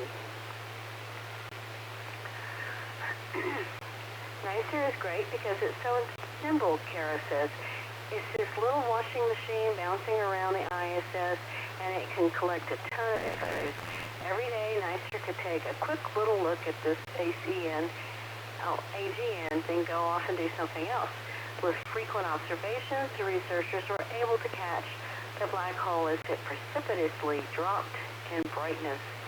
In virtually all its wavebands they measured, and especially in the high-energy X-ray band, an observation that signaled that the black hole's corona had completely and suddenly vaporized. After ASSASN saw it go through this huge, crazy outburst, we watched when it disappeared, Kara recalls. It became undetectable because which we've never seen before. Physicists are unsure exactly what causes the corona to form, but they believe it has something to do with the configuration of magnetic field lines that runs through a black hole's accretion disk. At the outer regions of a black hole's swirling disk of material, magnetic field lines are more or less in a straightforward configuration. Closer in, and especially near the event horizon, material circles with more energy and wait for those magnetic field lines to twist and break, then reconnect. The tangle of magnetic energy could spin up particles swirling close to the black hole to the level of high-energy X-rays, forming the crown-like corona that encircles the black hole. Kara and her colleagues believe that if a wayward star was indeed the culprit in the corona's disappearance, I'm completely operational, and all my circuits are functioning perfectly. Afterglow Movie Net. By the black hole's gravitational pull scattering stellar debris across the accretion disk. This may have caused the flash in brightness that ASSASN captured. This tidal disruption, as astronomers call such a jolting event, would have triggered much of the material on the disk to suddenly fall into the black hole. It also might have thrown the disk's magnetic field lines out of whack in a way that could no longer generate and support a high-energy corona. This last point is a potentially important one for understanding how coronas first form.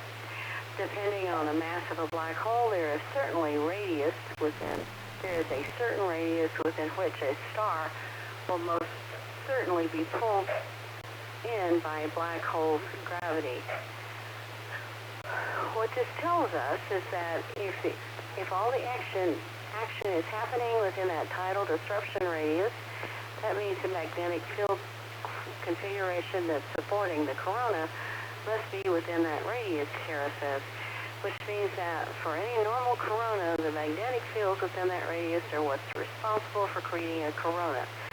So the researchers calculated that if star indeed was the cause of the black hole's missing corona, and if a corona were to form in a supermassive black hole of a similar size, it would do so within a radius of about 4 light minutes, a distance that roughly translates to about 75 million kilometers from the black hole center, with the caveat that this event happened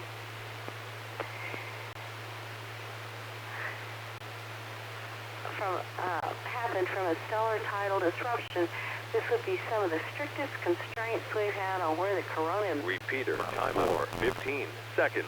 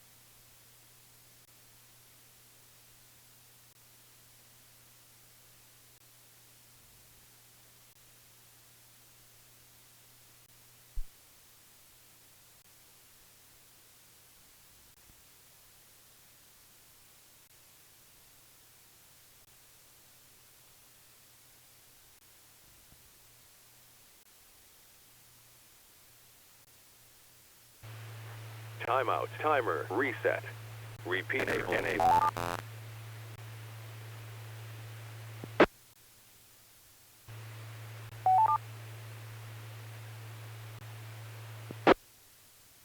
Brenda, you timed out the repeater. 5290.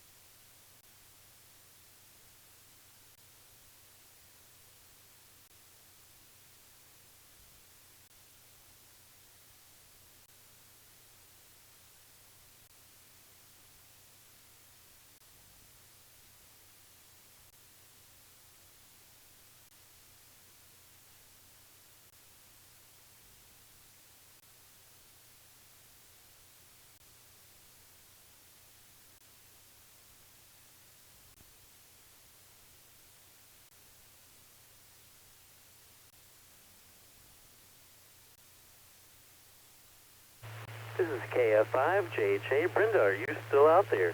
I just need to know how many hams we had on tonight. WV5OZL, we had 32 hams. A diddly bunch.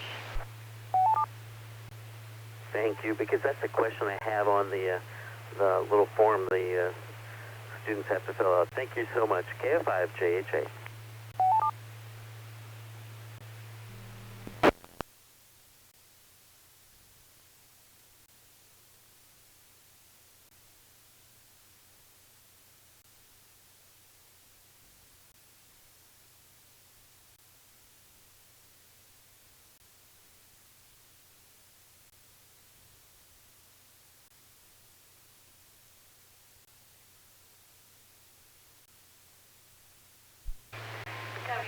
WV5OZL will be back in 4 minutes to start the Afterglow Movie Net.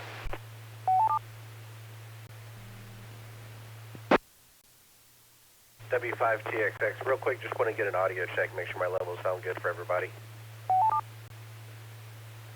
No, not really.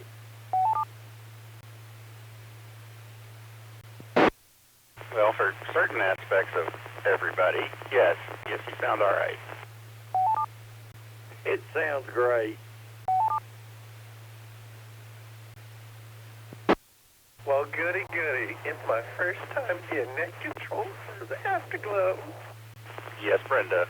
Anything you say, Brenda. I thought you might want to know that you were talking for, 5 minutes into a dead mic, but I was wrong. WT9V.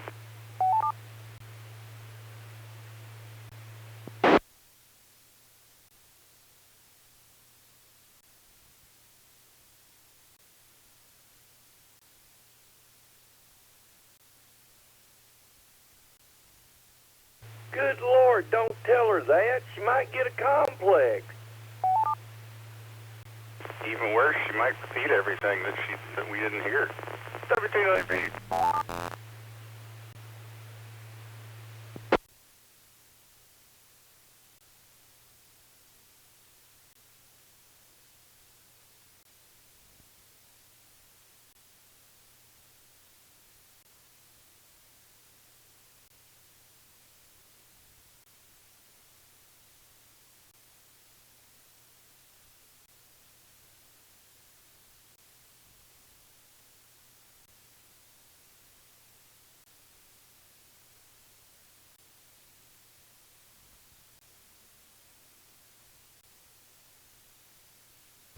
I'll tell y'all this much, if you can see it, you need to go outside and look toward the northwest a little bit. The Big Dipper is the biggest I've ever seen it this year.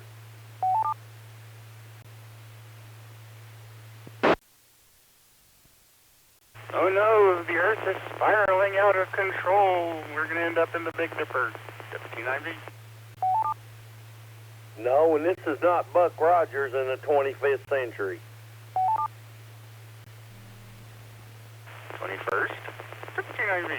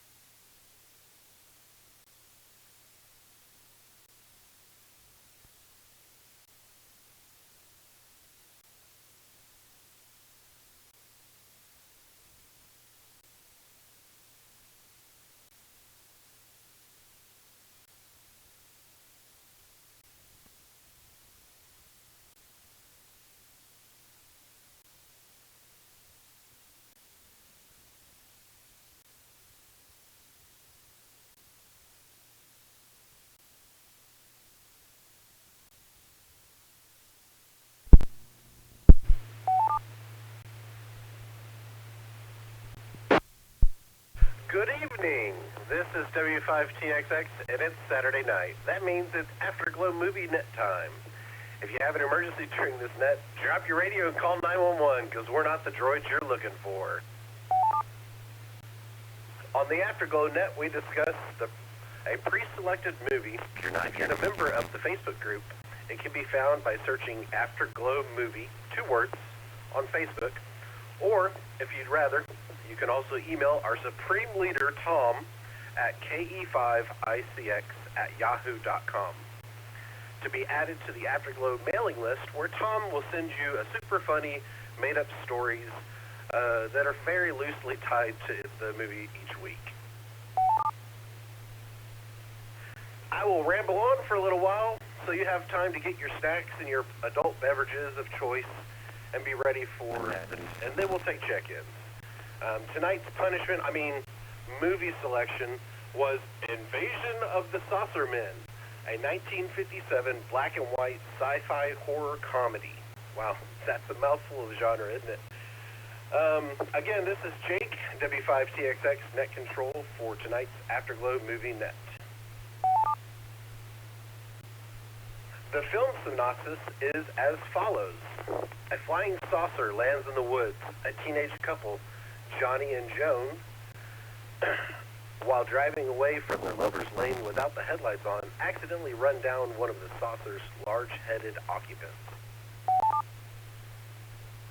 Joe Gruen, a drunken opportunist, stumbles across the alien's corpse after the teenagers have left to report the incident. Imagining a future riches and fame, he plans to keep the body. There we go. Storing it for now in his refrigerator.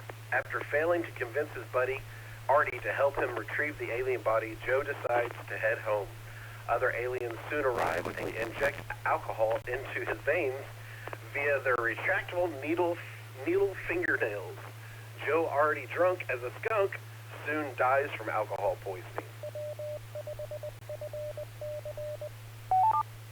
Having reported the incident and the deceased alien to the police, Johnny and Joan return to the sheriff, only to find Joe's dead body instead of the alien. The police then decide to charge both teenagers with Joe's death. Meanwhile, the dead alien's hand, which was detached from its body, causing the military follow up with the UFO report soon and get involved, eventually surrounding the alien saucer. In the end, it's the teenagers, not the military, who defeat the aliens when they discover that the saucer's occupants can't stand the glare from the car's headlights.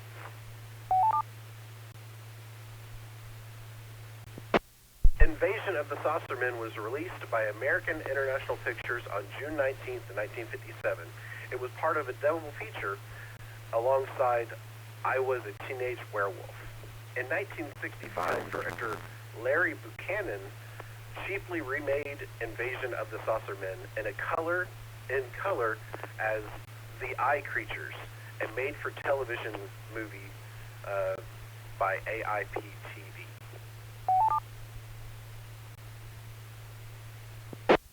This is Jake, W5TXX Net Control for tonight's Afterglow Movie Net. Alright, so I've rambled on for long enough and gone through most of my script at this point. So we're going to wing the rest of this and see how it goes. We'll start taking check-ins here in a moment.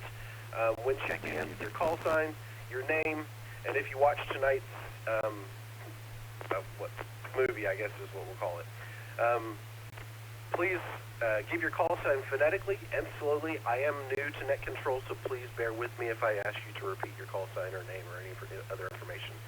I'll take check-ins at this time. I'll try to do them 3 at a time just so I can make sure I keep the queue pretty steady. So the first 3 stations, would you please come now? November 5, Bravo Bravo, Bill in Irving. Yes, I did see the movie. Alpha Foxtrot 5 Tango X-Ray, BJ. Crandall? No, I didn't see the movie.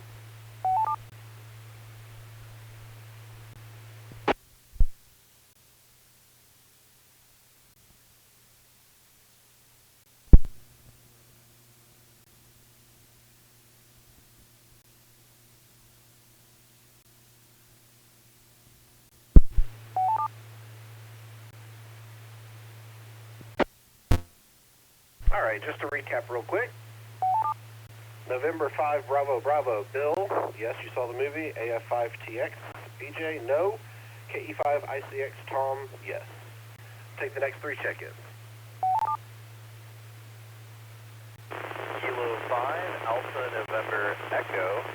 It's too hot for camping. I came back and watched the movie. Whiskey Bravo 5, Oscar Zulu Lima. Brenda, yes, I did see this movie. Kilo, Foxtrot 5, Tango, Sierra, Kilo, Berlin, Dallas. I did see the movie. All right, we'll pause there for a second. K5 A&E Kane, yes, you saw the movie.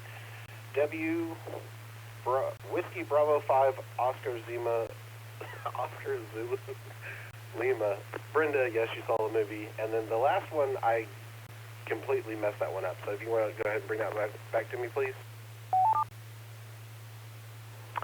Kilo, Foxtrot 5, Tango, Sierra, Kilo, Burl, in Dallas. I saw the movie. All right, thank you so much. Next 3, please.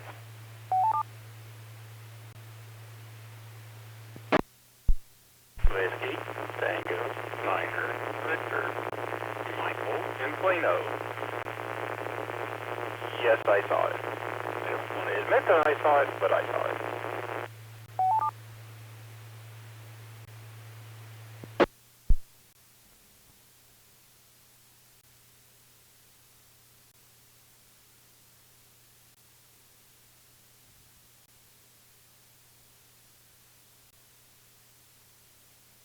Any more check-ins?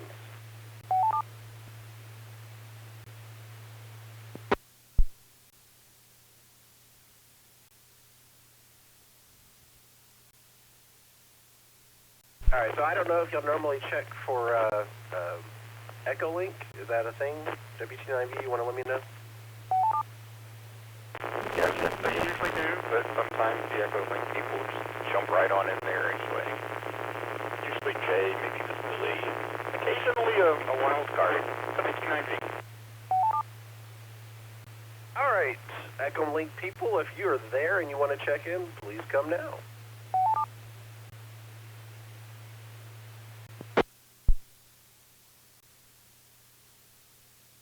This is Kilo Golf 5, Bravo Zulu Whiskey, Jay near Weatherford, and yes, I saw the film.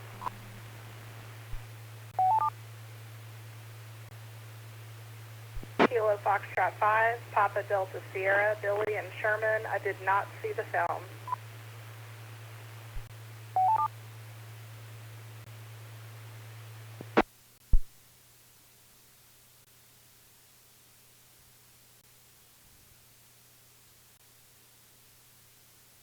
All right, I got KG5BZW. I didn't get your name. Can you come back with your name?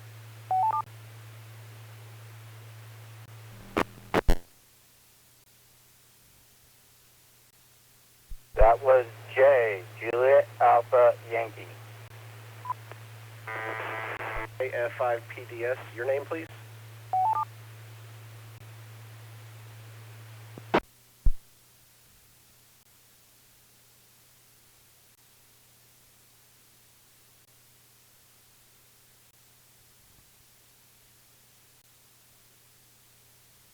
She might not have heard you. Echo Link takes about a second or so to key up. If you're talking to the Echo Link people, you need to key up, wait a second, and then start talking. But that's Miss Billy in Sherman. Roger. All right. Any other check-ins on Echo Link? Please come now.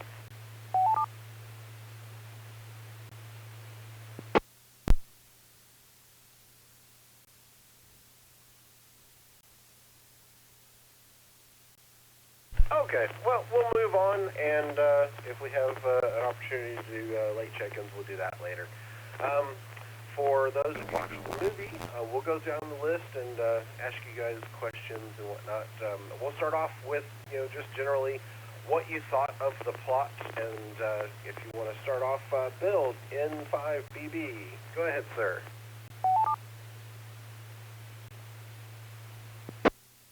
Thank you, Jake. This is in 5BD. The plot. Well, it was pretty silly. It was as many of these other 50s and 60s, especially 50s, flying saucer movies. Aliens land, bad things happen. Quite often teenagers are involved. The Army has a bad relationship with the population. The policemen don't believe the teenagers. I mean, it's the common story. The interesting thing is most of this plot was copied on a movie 10 years later, a color film called Attack of the Eye Creatures in 1967. They more or less copied the plot, just with different creatures and different actors and color film. I guess it was a little bit enjoyable, but very predictable. BB.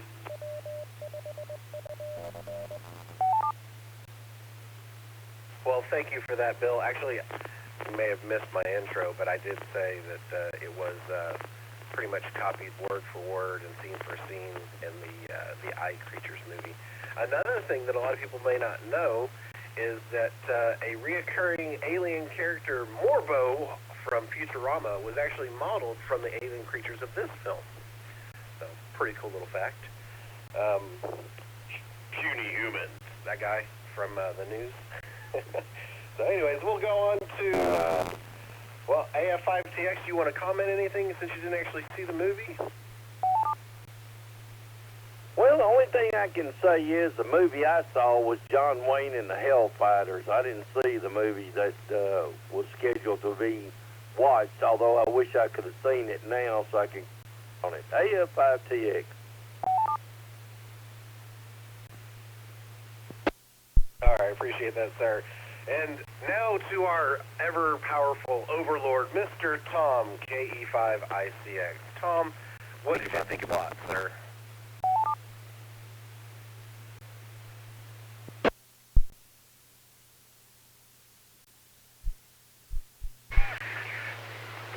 Thank you, Jake, for taking the net this evening. What a fine film. All of them are fine films. All fine films matter. Because you pick them. And because I pick them. Yeah. And I picked a good one. Well, this is actually the second time we've seen this film. Believe it or not. Most people have moved on. I saw this movie. So, what is the deal with aliens? What is wrong with them? They come to Earth, and the first thing they do is go and play in traffic. What the hell is wrong with them?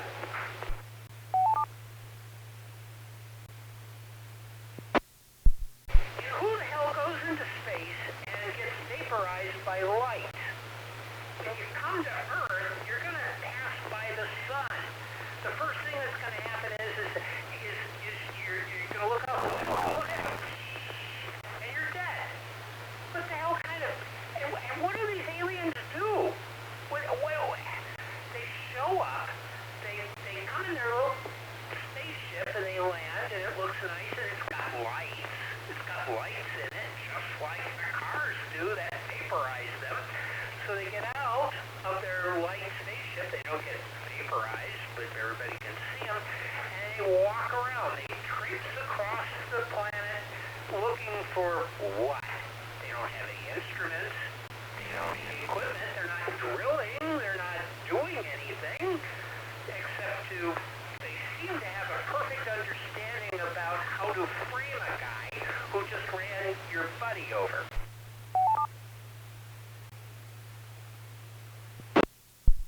So while they don't understand jaywalking, they seem to understand everything else about taking a poor innocent guy and framing him with the local, I don't know, the justice of the peace, the police department. By the way, that police department is dumb.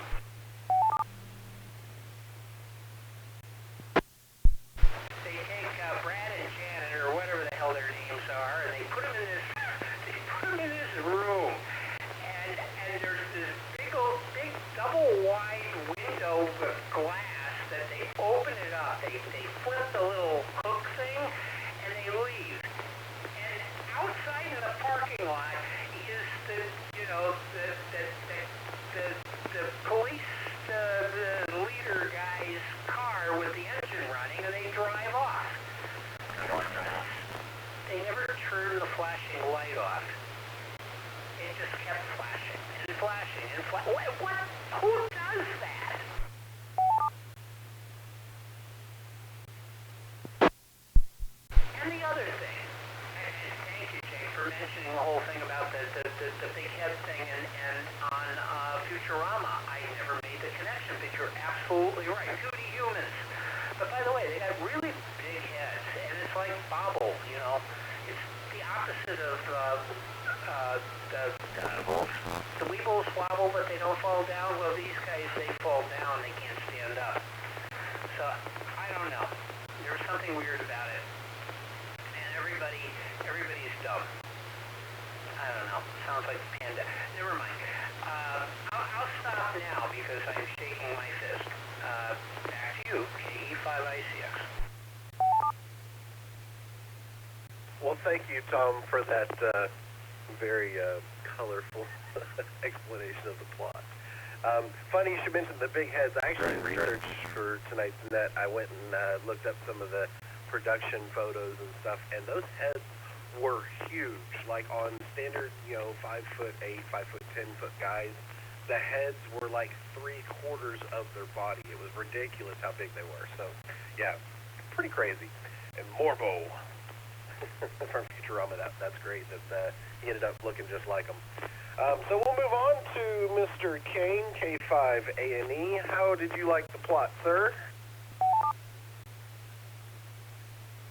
I have to say, actually, I kind of liked that this movie was a far more playful 1950s-ish sci-fi movie.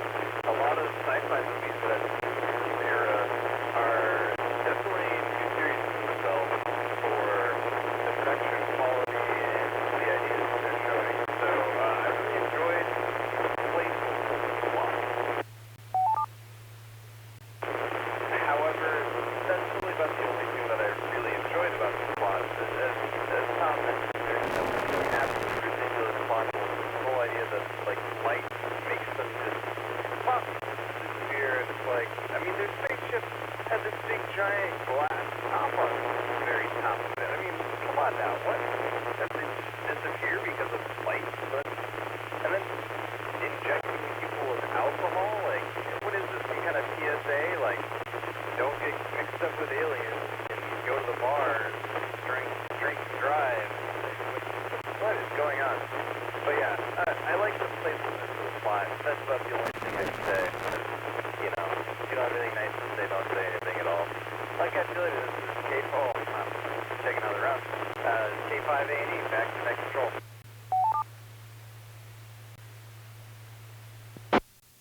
All right, Kay. Yeah, your signal's pretty crackly, but I was able to hear what you said. And yeah, the whole thing seemed like a public service announcement, or the moral of the story is don't get drunk, because aliens will pump you full of alcohol and you'll end up dying. So anyway, we'll move on. WB5OZL, Brenda, how about you? What would you think about the plot for the movie?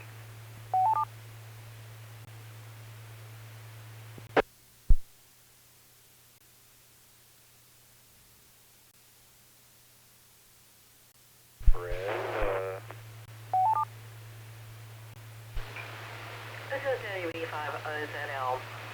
Well, it was kind of predictable. Aliens come to Earth. We don't know why. We don't know anything about them. And so that's why we have to shoot at their spaceship and then try and blow it up and run over them and kill them. And it never occurs to anybody to try and make contact with them or make friends or communicate with them. It's just all around a very bad day for the aliens. Poor things. They just came here, looking for a place to picnic. Look what happened to them. Now, I have a problem with the term saucer men. They didn't bring any women. Who's making the coffee.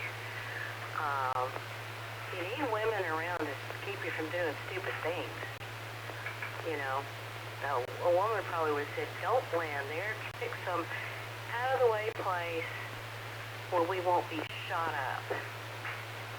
But, I don't know. I love the poster. If you haven't seen it, go online and look at it. It shows one of these big-headed guys carrying some woman whose clothes are falling off of her. And it's not in the movie. There's no character like that. So, okay, the whole thing is full of stupid people. And I just love this. These kids they're going to go get married later. Really? Does anybody that wrote this have any idea how getting married works? In fact, back in those days, you still had to have a blood test to get married. I don't know if you do now, but you did back then.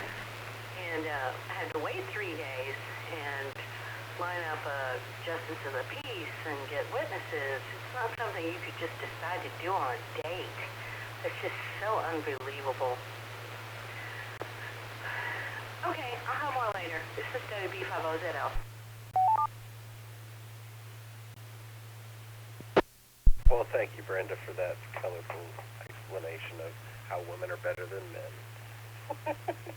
KF5TSK, Burl. What did you think about the plot there, sir?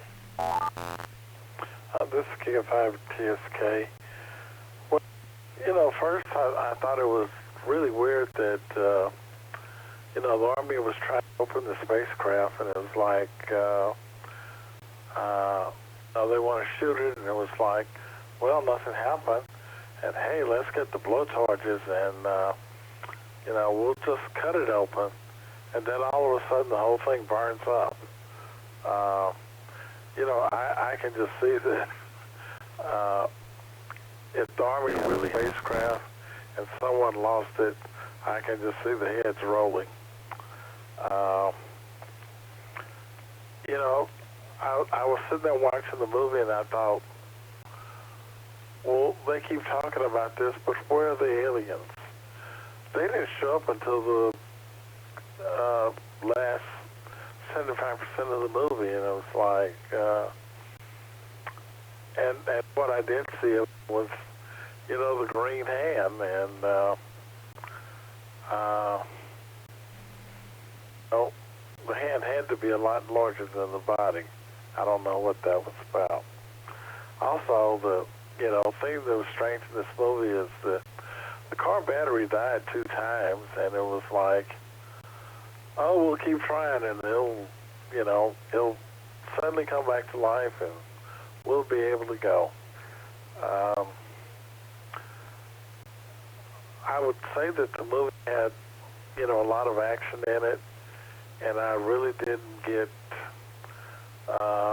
bored watching it, but you know, the ending of the aliens was really rather weak. K5TSK back to net. Alrighty, thank you for that, sir. Yeah, the spaceship burst into, like, sparklers and exploded, and it made me wonder if the spaceship was maybe made out of, what is it, like magnesium or something that does that whenever it gets exposed to heat? Anyway, WT9V, Michael, what'd you think, sir? I think that, as other people have mentioned, that the police department was dumb. Basically, I think the whole movie was dumb. But, and to your most recent question, I think it was full of acetylene. So as soon as they, like, you know, angle grindered did they have angle grinders back? No? Okay. As soon as they, whatever, grindered their way, you know, through the outside edge, it just kind of went kaboom! Like, you know, you did the same thing to a acetylene tank. Let's see, I did have a couple of, and Brenda, they did try to make contact. There was that guy with the bullhorn. Aliens in the spacecraft, come out, we want to talk to you, just before they started shooting. Let's see. Tom, yes, Tom. They had sunshades when they went by, you know, just like we do whenever we go by, you know, drive past somewhere, we flip the sunshade over to my theory anyway. And I do remember last night I was thinking that basically these guys are just intergalactic bartenders. You know, one finger gives bourbon, one finger gives vodka, one finger tequila. That's about all I got at this point. WT90. Alrighty, sir. Thank you for that. So, a lot of people have mentioned the flying saucer. So one of the funny facts that I saw, the flying saucer that was built by Paul Blaisdell, yeah, was used in the opening scene of the Outer Limits show Controlled Experiment in 1964. So they reused this flying saucer for other productions later on. All right, so enough with the facts there. JKG5BZW on Echolink. You want to go ahead and give us your synopsis of what you thought about the plot?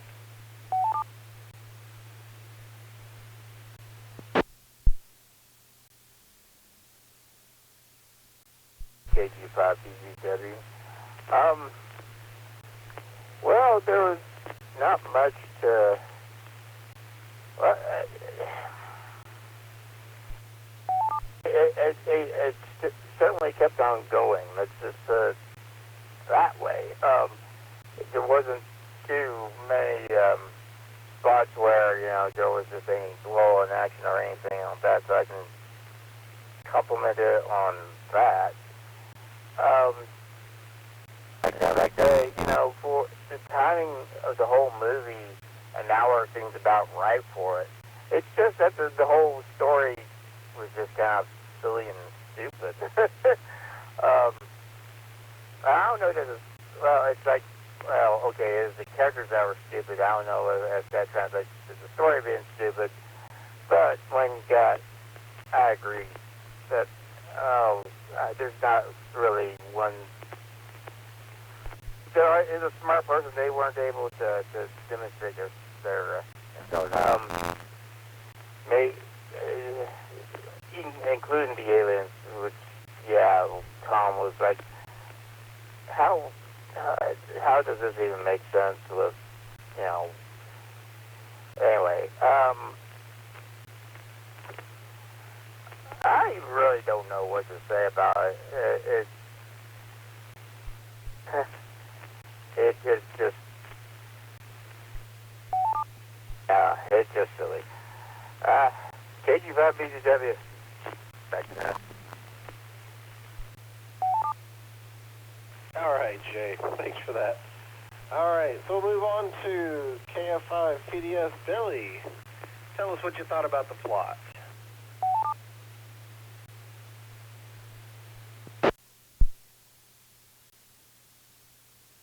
In my check-in, I said I did not see the film, so I have nothing to say.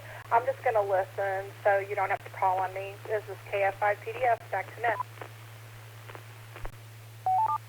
Well, you are right. I don't know, and I am sorry for calling on you. All right, so we'll move on to, actually, I'll give my quick opinion on the plot. The plot was non-existent, in my opinion. It was very lacking in story and substance, and they should have labeled this as a spoof more than anything. I will say, the movie was made in a simpler time, the 1950s. They didn't have a lot to go on at that time for science fiction. The alien movie plot that was kind of like the genre at this time was kind of overdone over and over and over and over. So, anyways.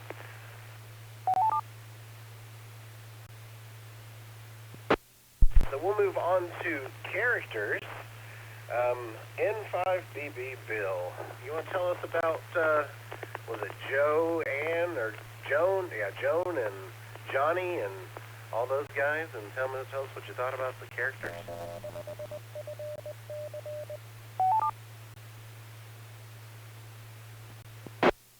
Oh yes, Jake, this is N5BB. I'm sorry about earlier. I'll be honest, I really kind of ignore all the patter that goes on before we actually get into calling on people, assuming that it's not important discussion.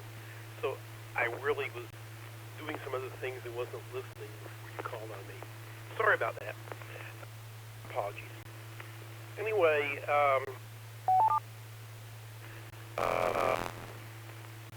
I agree with the comments about the couple that, did you notice that Johnny and Joan, a couple there, the main protagonists, did you notice that they were, or the main protagonist in the second half of the movie, I should say, did you notice that Joan was supposed to be going on a date with another boy, but instead she broke it and snuck out with Johnny, and then by the end of the movie, they were talking about immediately getting married.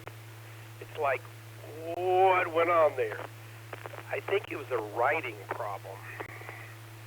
I think probably they filmed certain scenes and they changed their mind when they filmed other ones, and I don't know which was filmed first and which was filmed second, but it sounds to me like a continuity problem more than anything else.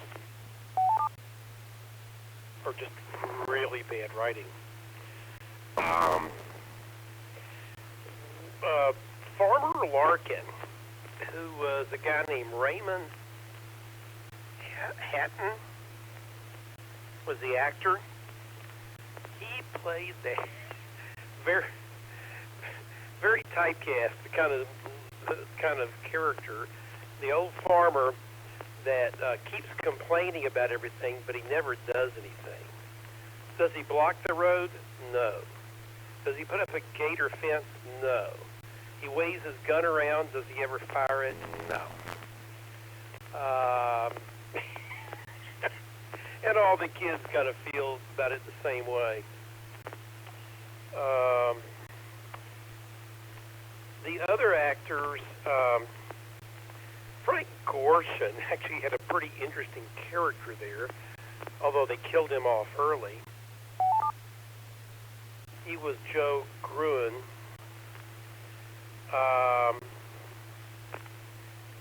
Artie, of course, just got to play somebody that said, I want to go back to sleep.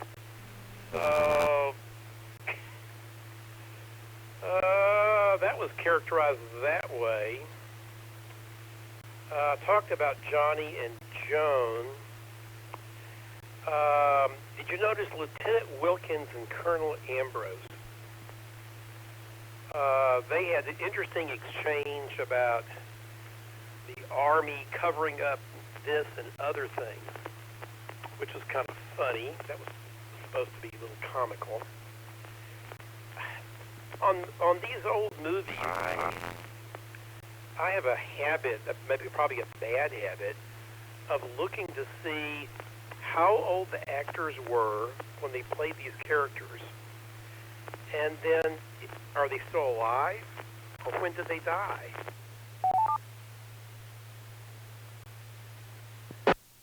So, here's the story. The farmer Larkin, Raymond Hatton, he died in 1971 at age 84. So he had a long life. He was pretty old as the movie was filmed. Joe Gruen, who was Frank Gorshin. Gorshin, of course, we know from The Joker and many other things. He was a very active actor. He died at age 72 in 2005. Kind of an average lifespan.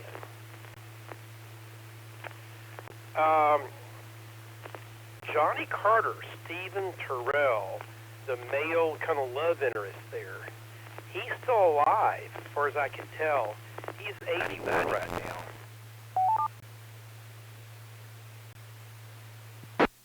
But everybody else dropped pretty quickly. So Lieutenant Wilkins, Douglas Henderson, who was on many other things. He was a popular actor on many other, you've seen him before, science fiction and other things. He only lived to age 59 and passed away in 1978. And the other actors passed away much younger. Keaton, in the movie, who was Gloria Castillo, she passed away in 1978 at age 45. Colonel Ambrose, Sam Buffington, he was only about 25 when he filmed that. So the colonel there was about the same age as the lieutenant, and they were both in their mid-20s. He passed away about 3 years after this movie was made. He passed away in 1960, Colonel Ambrose, Sam Buffington, at age 28. Very young. And then Artie Burns, you know, the guy that was asleep, they had a hard time waking up and everything. He passed away in 1958, the year after this movie was made, at age 32. So what I take from all this is that, at least back in the 50s, acting in movies was a very dangerous occupation. Inside BB.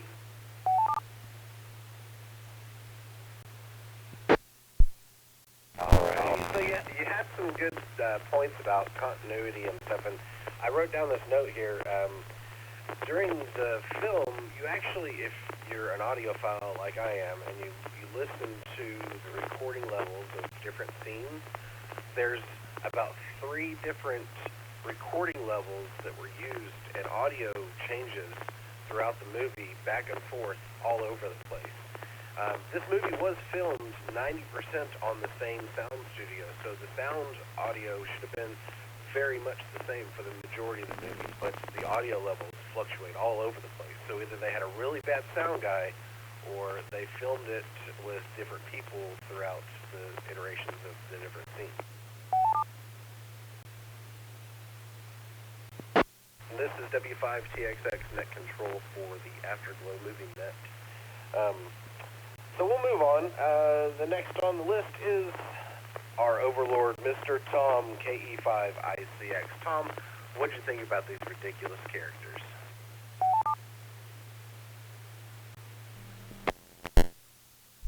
I thought they were great. They're wonderful characters. Stereotypical 1950s people at night. Everybody thought, you know, I kept waiting for Andy of Mayberry to show up and call Mount Pilot Police Department. What was her name? Who is that? Who did the telephone? You know these things. You're old. Oh, pardon me. I was talking to somebody nearby. Thelma Lou? Not Thelma Lou. That was the girlfriend who was abducted by aliens and taken away from Mayberry. She didn't know anything.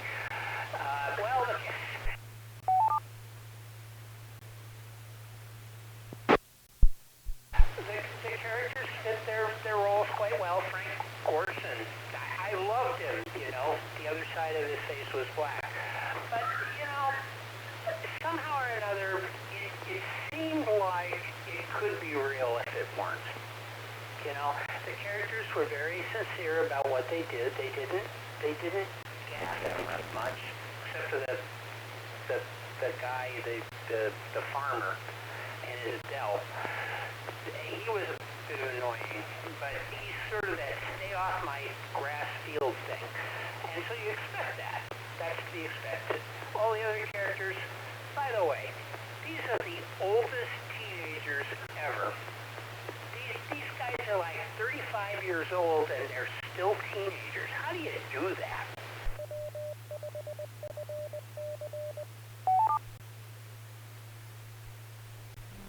End of the military. What's the deal? We got 3 guys in a Jeep. I mean, I expect the Andrews sisters would have been better than these 3 guys going, let's go ahead and do an acetylene torch. Uh-oh, and everything blows up. What the hell does that mean?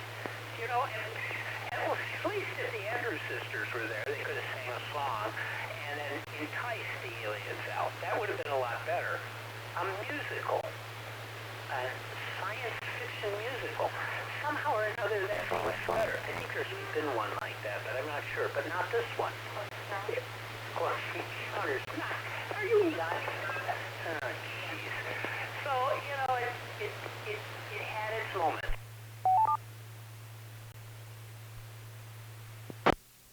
The characters were kind of okay. Frank Gorshin's great, though. He does the best Richard Nixon ever. Even before we knew there was a Richard Nixon.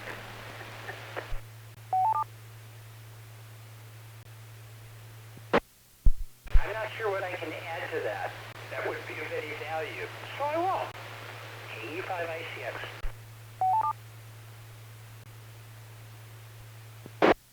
All right, Tom, thank you for that. All right, we'll move on to K5A&E. Kane, what do you think about the character, sir? Well, just want to start off by saying listening to the live stream shamed me into going ahead and hanging up my antenna, so I should be coming in a lot better now. Characters.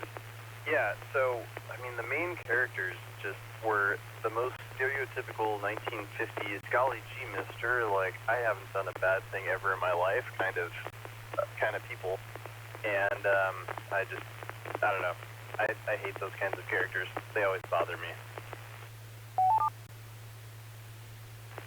But I do have to say, I feel for the farmer. I mean, come on now, we see him, like, call the police multiple times about people trespassing on his property, and what do the police do? Like, nothing? Like, really? Like, they're so quick to go check out some car accident report, but, like, as far as trespassing and things like that going on, it's just, oh yeah, okay, whatever. It doesn't matter.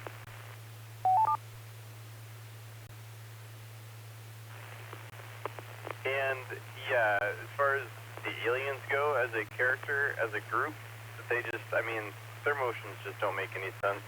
Although I like their style and looks to them. They, I mean, they're really cheesy, but, like, I think they look kind of cool for 90s aliens, little green men kind of thing. So, that's all I got to say about characterization. This is K5A&E, back to net control.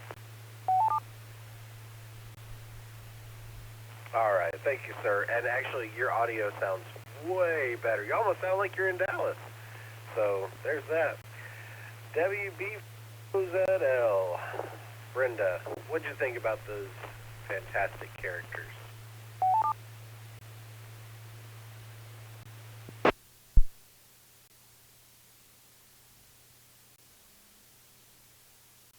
Somebody wake Brenda up. This is WB5OZL. We're playing musical chairs here, you know that. Characters, blah. The only person I really liked was the old guy. He had personality. You know, he had a stake in this. He had his cow and his animals. You know, and he cared about it. Else, nobody cared about this guy. And the teenagers are just frivolous little fruit heads that, you know, let's go up on the, go out to the gun and make out. Like, okay, whatever. And, the military, meatheads, let's just blow up this thing. We don't understand it. Let's just blow it up. So, and the adults around were not much better. So, I didn't like anybody, personally, frankly. That girl's dress with all the ruffles up on the top, that was ridiculous. Really, she should have worn something different. And I don't know, you know, let's go on a date and go make out, and I'm going to wear a suit and tie? Really? I don't think anybody ever did that. But it was the 50s, so, but they had some cool cars, not to say that. Back in the good old days of, let's see, what else about the characters? I can't think of anything else. They were pretty one-dimensional, I think, and actually pretty stupid. Back to net, WB5OZL. All right, thanks, Brenda. This is W5TXX Net Control for the Afterglow Net. All right, we'll move on to Burl KF5TSK. What'd you think about those characters? This KF5TSK. Well, the one that really intrigued me the most was Joan Hayden, that when she saw the alien, she screamed, but it was almost like, I've got to take a big breath, because it was like she saw it, and it was like, well, I really need to take a big breath before I let out the scream. Because I know, when women scream, it's like they scream in their breath, and she was like, oh, what is this? And, only have time to jump out of the car. This alien will get us. What was the alien going to do? And also the thing about Johnny Carter, and, in the suit and tie, and the, father is like, why'd you go out with him? It's like, I think most of them would be happy that, their daughter was going out with someone wearing a suit and tie. Even though I don't know what excuse she would have to go out at night.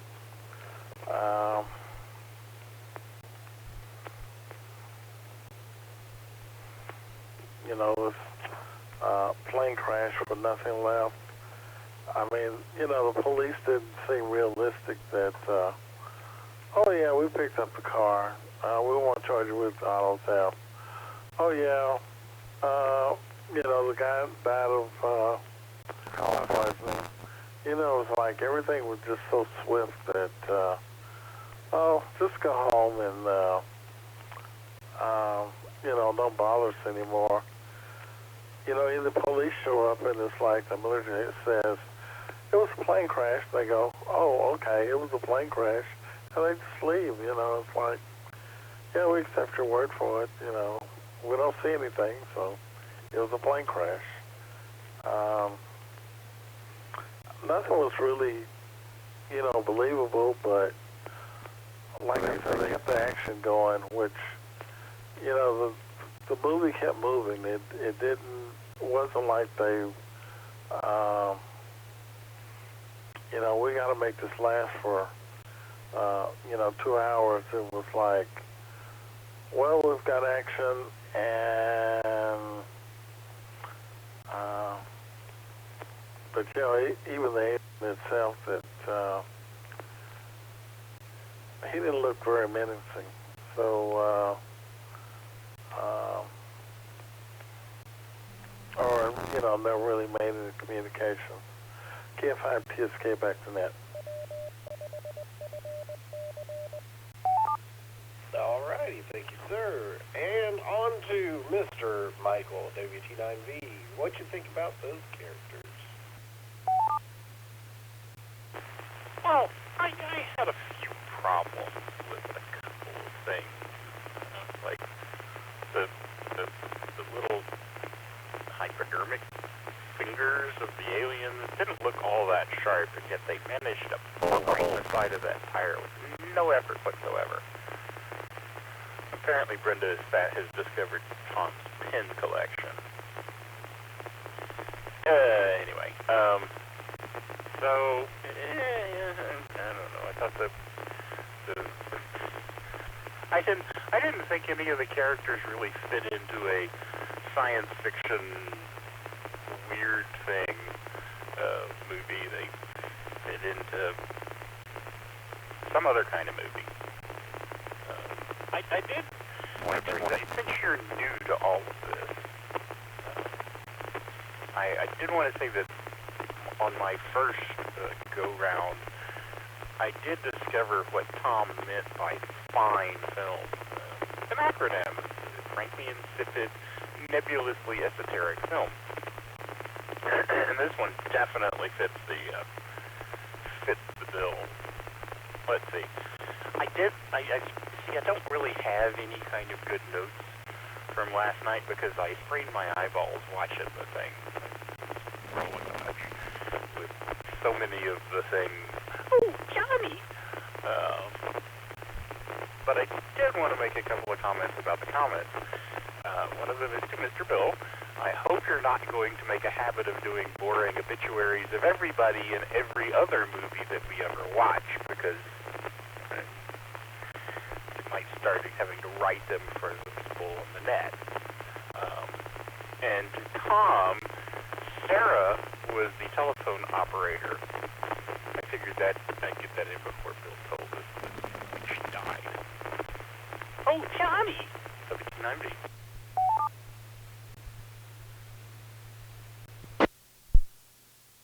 Okay. All right, Michael, thanks for that. We'll move on to Jay, KG5BZW on Echolink. Jay, what did you think about the characters?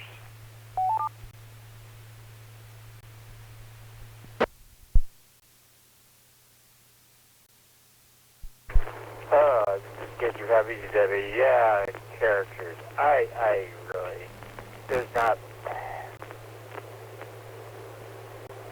there really wasn't too many characters for me that were memorable unless you kind of go into, you know, the kind of offshoots of what characters are, like maybe the hand, the attached hand of the alien, the cow, which, I essentially I wanted to say about that, but I didn't write anything down for this. What else? Of course, the old man.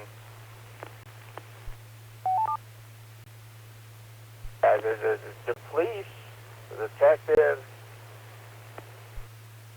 I guess the father, everybody was stereotypical and, like, just kind of, I mean, not even stereotypical because, you know, I feel like I'm going back to, like, these characters are not, yeah, maybe, they're just not, there's just a lot of people not doing a lot of smart things, and it's just, like, you know, it's, stereotypical characters wouldn't do those things because, you know, they have a form of common sense. Man. I guess the teenagers themselves weren't really portrayed as stupid, just, I guess, horny. I don't know. I'm that's all the lookout hill where everybody makes out. Well, I know. Wait, there's that one place in Dallas I know people used to hang out at even recently. So I don't know.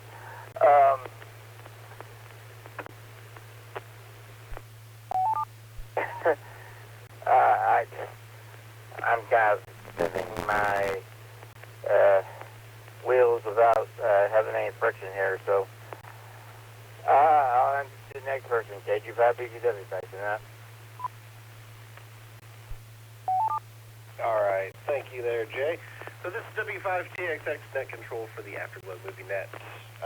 My opinion on characters. So, poor acting, poor writing, overacting. A lot of the characters made hardly any sense in storyline of where, you know, they were doing certain things. It was just below a B movie, I guess you would say, in characterization. So yeah, there was lots and lots of plot holes and their background stories, and like the girl talking about, you know, going on a date and then getting married to another guy in the same night and all this other stuff. And I'm sorry, but if some guy comes running over to my car when I'm at makeout point making out with my girlfriend and says, "Hey, there's aliens," I'm like, "Yeah, I'm busy, go away." Anyways, moving on.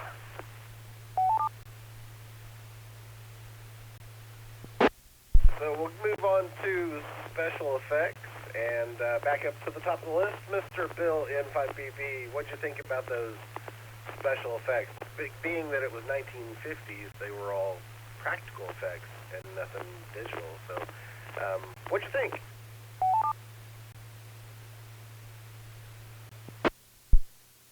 This is Inside BB. Well, they were minimal because they limited our view of any of the special effects. So I don't know if the version I saw was edited or was the full released version. I'm assuming it was the released version. But every time they showed anything involving the aliens, it was super minimal. So we'd see the spacecraft for a few seconds. We don't really see the view of the spacecraft sitting there. We see pieces of it, but not really the whole piece. I mean, it's nighttime. You wouldn't think you could see much of it anyway. But you can't see much of it. You do see them, the soldiers attacking it and it blowing up. But that wasn't very, very realistic. It was just a big flash of light and nothing was left, which didn't make much sense. Why would it completely just disappear? I don't know what they buried, but two guys with shovels. Well, it's kind of weird. At one point, they showed like a little small caterpillar out there or some other things. But when they were leaving, it was only, 4 or 5 guys in a Jeep. I didn't understand that at all. But the aliens themselves are shown kind of running around a couple of times, but we only saw little snippets of them. You couldn't really look at them very much, and so my guess is they were really very poorly designed little costumes and actors were running, or some kids were running around in. The hand, we also didn't get a very good view of it. When he tries to get the searchlight down there, you notice they just see the edge of it, kind of the corner of it's kind of moving, and they imply that it climbed in through the window or something. But you didn't really see the hand going around and doing much. Little snippets of it in a tire or other things. But it's little tiny snippets. So I don't think they had much special effects work to do. They edited the film or just wrote it in such a way, filmed it in such a way, I should say, directed it, is a better term, in such a way, that there was very little to do for special effects. Inside BB. All right, Bill. Well, you may have seen an edited version compared to what we watched, because I remember in the beginning scenes seeing the flying saucer come down in full view, and then a couple scenes with the military where they were the camera was pointing directly at the spaceship in full view. So maybe you might have seen an edited version. One thing that you brought up, the scene where the hand is inside the car and they're trying to put the spotlight on it, the laws of physics don't seem to work in this movie.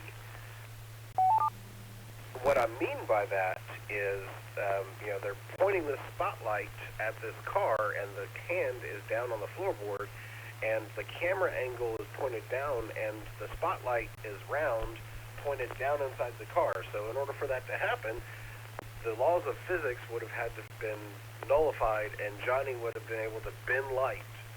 So, whatever. Anyways, we'll move on. Mr. Tom KE5ICX, you want to go ahead and give us your thoughts on special effects?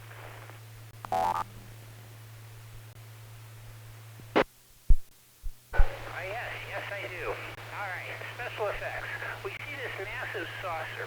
It's flying through the air. People see it.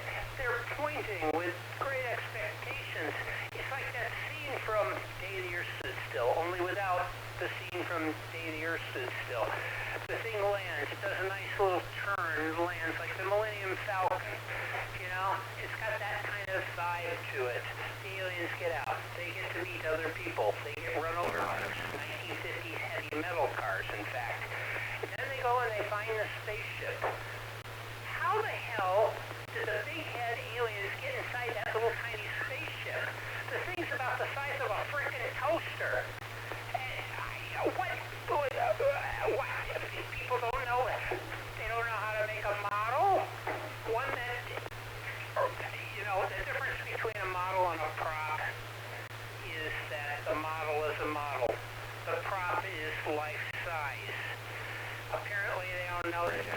too. So they built this thing. It's the size of, like little midget, I don't know, like ferrets or something to get inside of the thing. Not the aliens with the big heads. What the hell was that about?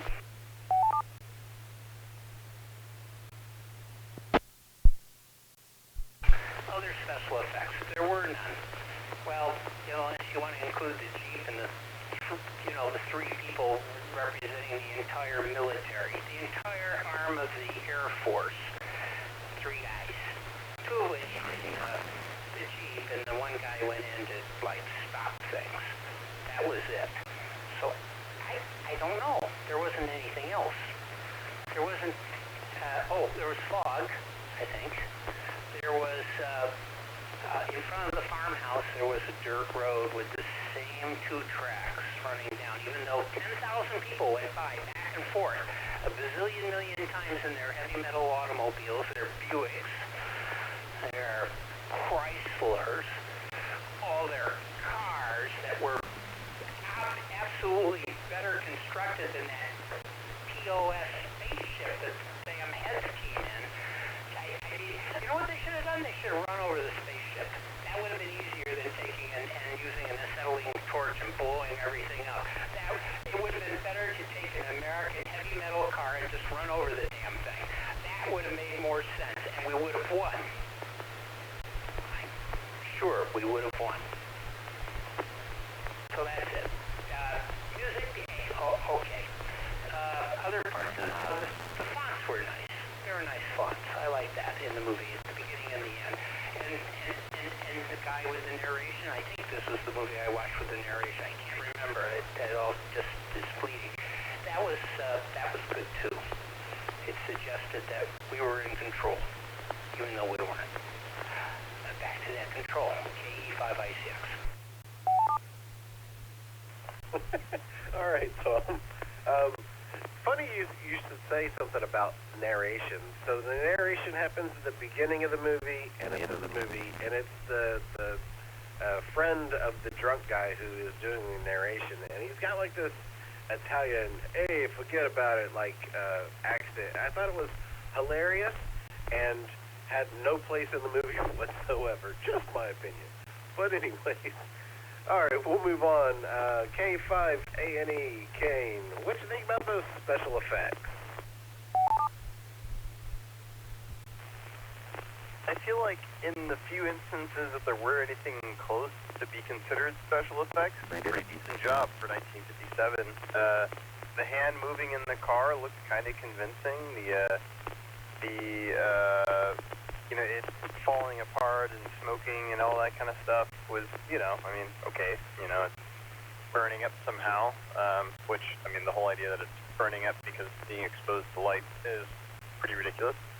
And then I also actually really liked the design of their spaceship. For a lot of this time, in the 1950s and 60s and things like that, your sci-fi movies, so many of these spaceships are just the plainest kind of saucer disc thing, like what we saw from the Bamboo movie a couple weeks ago. And I really appreciated this one actually had like an interesting style to it and wasn't just entirely, just a big giant saucer. So I appreciated that. And as I mentioned earlier, I thought that the aliens themselves looked neat, even though they look kind of ridiculous. They just kind of look neat to me in the end. That's what I thought about the special effects. This is K5ANE, back to net control. Good deal, Kane. All right, so we'll move on to Brenda, WB50ZL. Brenda, give us your take on special effects for this movie.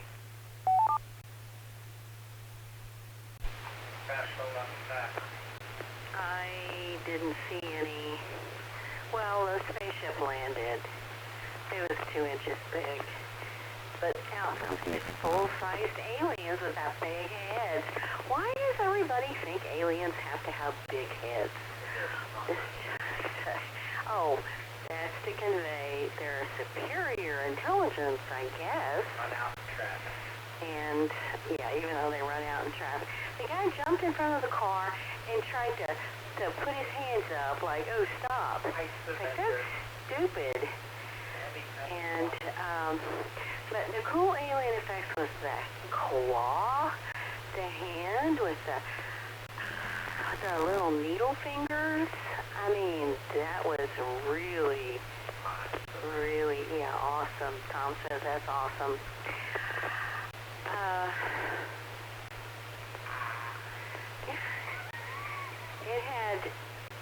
It didn't have any lights. I don't know. Apparently they don't have lights in the future, in the past or something. Because it was dark everywhere. I mean, you save a lot of money on your production if you don't have to light anything up. Because everything is dim. And you can hide a lot of sins like that. So, okay, dumbest people in the world. Now, what I want to see is the sequel, when the mothership comes looking for these missing, the missing weebles.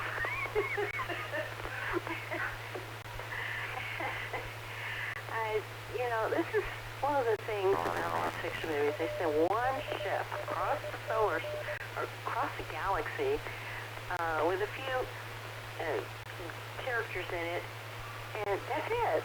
They're just, of course, we sent 2 men to the moon, I guess, same thing. But, if I were them, I'd have certainly played that hand differently. All right, back to Ned, WB50ZL. All right, thanks, Brenda. So you mentioned the hand. People may not have noticed this, but when the guy or the alien gets run over, and he goes to poke the tires, there's no eyeball on the hand. But after it gets detached, throughout the rest of the movie, an eyeball comes out of the hand, and it has its own eye to see where it's going. So that was pretty cool. Another special effects that maybe somebody didn't actually see. So, moving on, let's see here. We have KF5TSK. Burl, what did you think about special effects in this movie? KF5TSK. Well, one of the things that bothered me was this spaceship had 2 headlights on it, and if they were really could be disintegrated by light, why did they have headlights on the spacecraft? I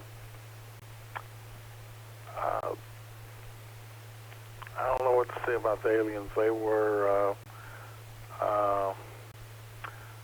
the hand gets locked in the car, and they're trying to figure out how to get it off. It's like they're trying to pry the door open, but there's no marks. They don't seem to have any tools. Probably was unlocked, as they probably didn't think to push the button and open the door. So, and most movies that we see that, they always end peacefully. The aliens get into the spacecraft and take off, and they show them going happily home. That didn't happen in this movie.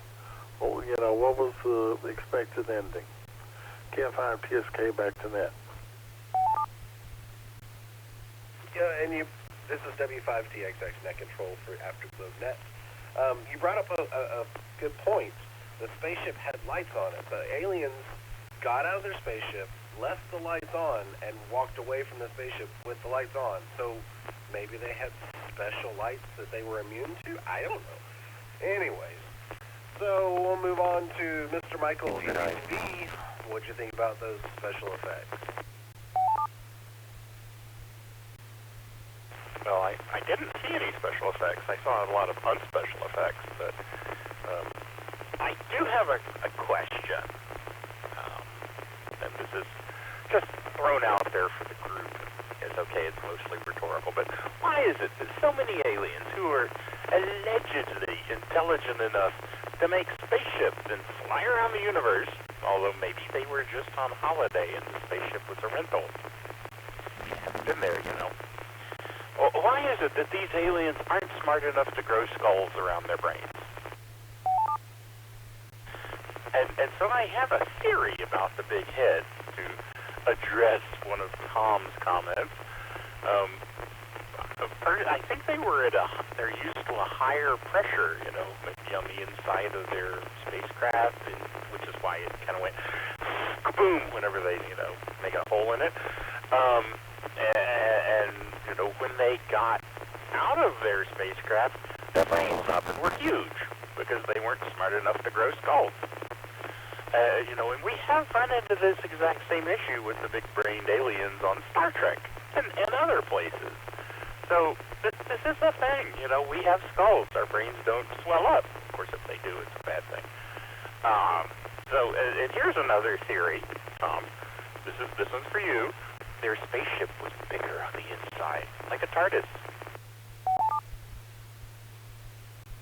And I didn't think they left the headlights on their spaceship. I thought those were in parking. They parked here on Earth, turned on the parking lights so that people wouldn't run into them, like good aliens. Back to world control.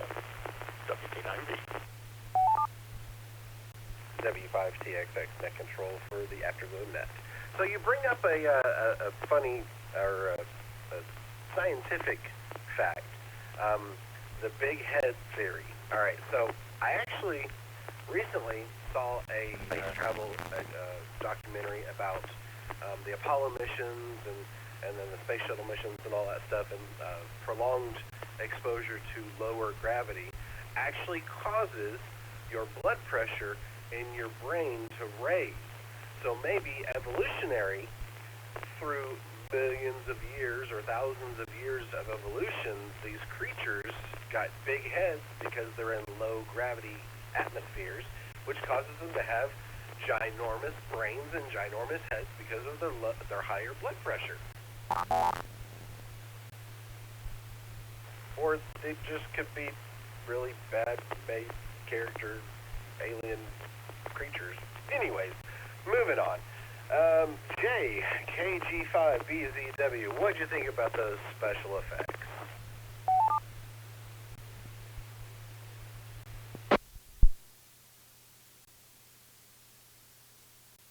This is KG5BZW. Well, yeah, the only thing I thought was kind of interesting and worse was of course I forgot the character's name, but the drunk guy, the guy that eventually died of alcohol poisoning, his voice modulation to create the sounds of the spacecraft kind of amused me. Well, okay, so I'm actually, I do like the not full-on showing of the special effects. I thought that was actually kind of fine for what they were probably going for. Just, brief showings, you don't really see what's going on. I've actually kind of fair in a lot of horror films where they're not really, where the horror is going to be kind of mysterious. And for the aliens, I thought, sure. I mean, it's also an excuse, yes, to have really cheap special effects. But that's not a big deal. There were flashes of light that they used on people's faces for all the explosions. A little bit overdone. It almost looked like it was like a few, a couple hundred yards away when, this is like, I can't remember where I saw it, where it was like, this is in town and you're getting that kind of flash of light. Well, they probably overdid it just for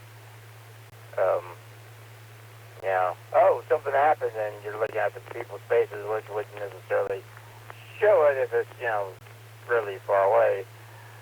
Of course, I don't know. I mean, there are flashes of light, transformer explosions or whatnot that can get pretty bright, but just a kind of random thing. I don't know if there's anything with the cow that would be special effects or not. It seems like a cow. Yeah, they thought that the aliens struck the cow at one point. So I guess the cow. They got the cow to cooperate, and that is not that hard to do. I don't know. It really. I'm not. You know, too. Like, I don't want to be too hateful on the special effects on this other things on this movie to dislike. So I think I'll just that's what I say, and back to net control. This is KG5VGW. All right, appreciate that. So, here, I'll identify W5TXX net control for the Afterglow movie net. My take on special effects. Morvo is not amused. They were very poorly done. But, I mean, it was a low-budget film. It's you know, they did what they could. They made the heads of the aliens with paper mache. They showed them as little as possible so that they didn't have to do a very good job on them. The poster was probably the best part about the movie, in my opinion. And, you know, the explosion of the ship and the over-exaggeration of the flashing lights from the explosion and all that stuff, and the guy saying it looked like lightning and it was blue. It's a black and white movie! How do you see blue in a black... Anyways, moving on. So for this last section before we finish up, I'm going to take late check-ins. If you want to go ahead and check in for the net, we'll pause now for late check-ins. Please come now. November 5 Sierra Quebec Alpha. Been listening for a few minutes. I still haven't been able to figure out what movie you guys watch. N5 SQA.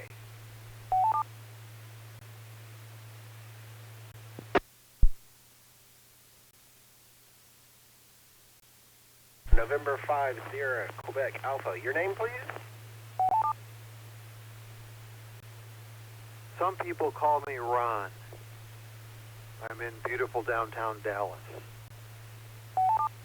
All right, Ron. Our movie this evening was Invasion of the Saucermen, a 1957 black and white sci-fi horror comedy. So if you want to go back and watch the movie, it's available for free to watch on YouTube. It's an hour and 9 minutes long, and if you have something to do during that hour and 9 minutes, I suggest you do it and just watch it in the background, because it's not a great movie, in my opinion. There was kind of a double when you started. Please repeat the name of the movie. The name of the movie was Invasion of the Saucermen. It's 1957, black and white. The genre is a sci-fi horror comedy, and it's available on YouTube for free.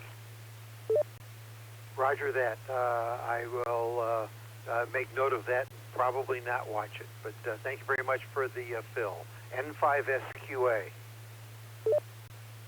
All right. If there was another double, is there any other stations that wish to do a late check-in? Come now. I think it was just the repeater announcement. It's the repeater mode. So if anybody gets on, they have to be like Brenda, not time the repeater out. WT9V. Alrighty, for our last section, we'll go a little off cue here, and we're not going to go down the list and be all crazy. But if you have any final comments or opinions about the movie, please come with your call sign now. K5 A&E. N5BB.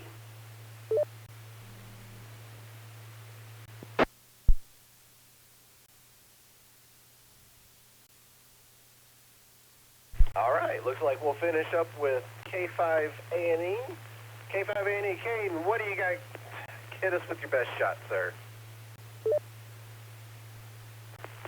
So somebody earlier made a comment talking about, why didn't, waiting for the sequel for when the aliens get, come back to pick up these guys, as if they're some kind of forward scouting party or something like that. But this movie makes a lot more sense now. These aliens are the partying guys that nobody really likes, that are, going to their own version of the farm, the farm to go park and go party and things like that. And the reason why they have all this alcohol they're getting people drunk with is they're just trying to party. They're trying to go to the makeout farm area and bring a bunch of booze and just have a good time. All of the super smart aliens that don't go running out in traffic, are like, yeah, those guys disappeared. It's not a problem. This is K5A&E.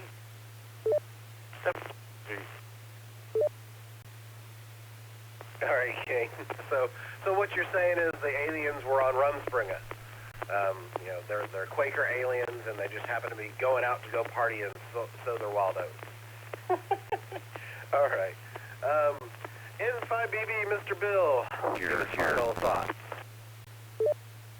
Oh, this is N5BB. Well, the repeater identifying by saying, says left the building, made me think about the best prop in the whole thing. Elvis, the car. Remember?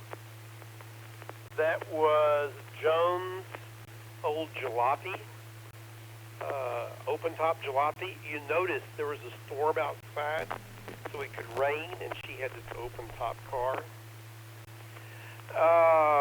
that they had to push to try to start, which started awfully fast. And the battery ran down, although the searchlight still worked for a while.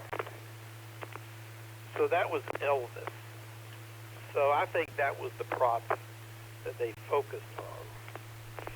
I think you misunderstood my earlier comments. Yes, I saw the spacecraft in the air. Yes, I saw the spacecraft on the ground. Yes, I saw these little aliens. Yes, I saw the hands. But what I saw, and maybe I was getting distracted by other things I was doing, but what I saw was only little snippets of this. I didn't see the aliens having any significant on-screen time for more than a few seconds at a time. So you couldn't really look at them carefully. They didn't do anything. They didn't pick anything up. They lost a hand, but I didn't see them, being very alien. They were just kind of, they were hidden in the bushes mostly. But most of it, there are a lot of scenes showing pictures of the bushes, and you're supposed to be imagining an alien in the bush, which I couldn't even see hardly. So that's what I meant by that piece of it. Good night, N5BB clear.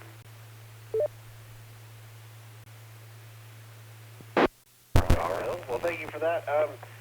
You bring up the car and the dying and the battery dying. Why didn't they just leave the car running? I mean, I guess teenagers are dumb. Whatever. Anyways.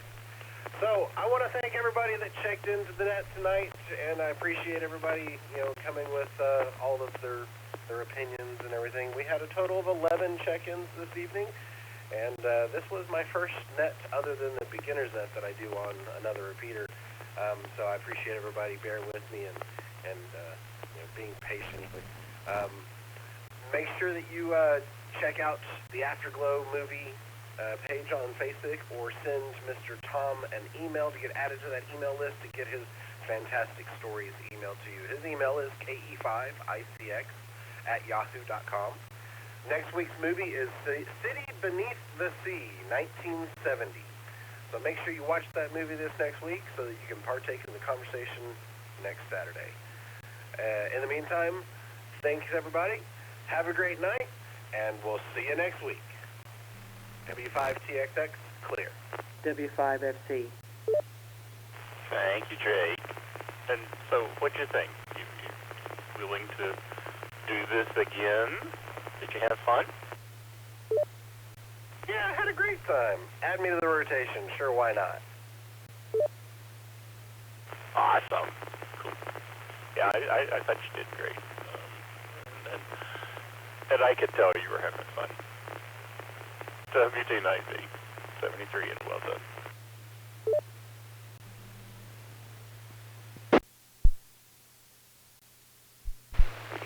Great net, Jay. Thanks for doing this, and we hope you had enough fun that you'll keep coming back and doing it again, because we all love it. We really appreciate you being here. WP Combo ZL.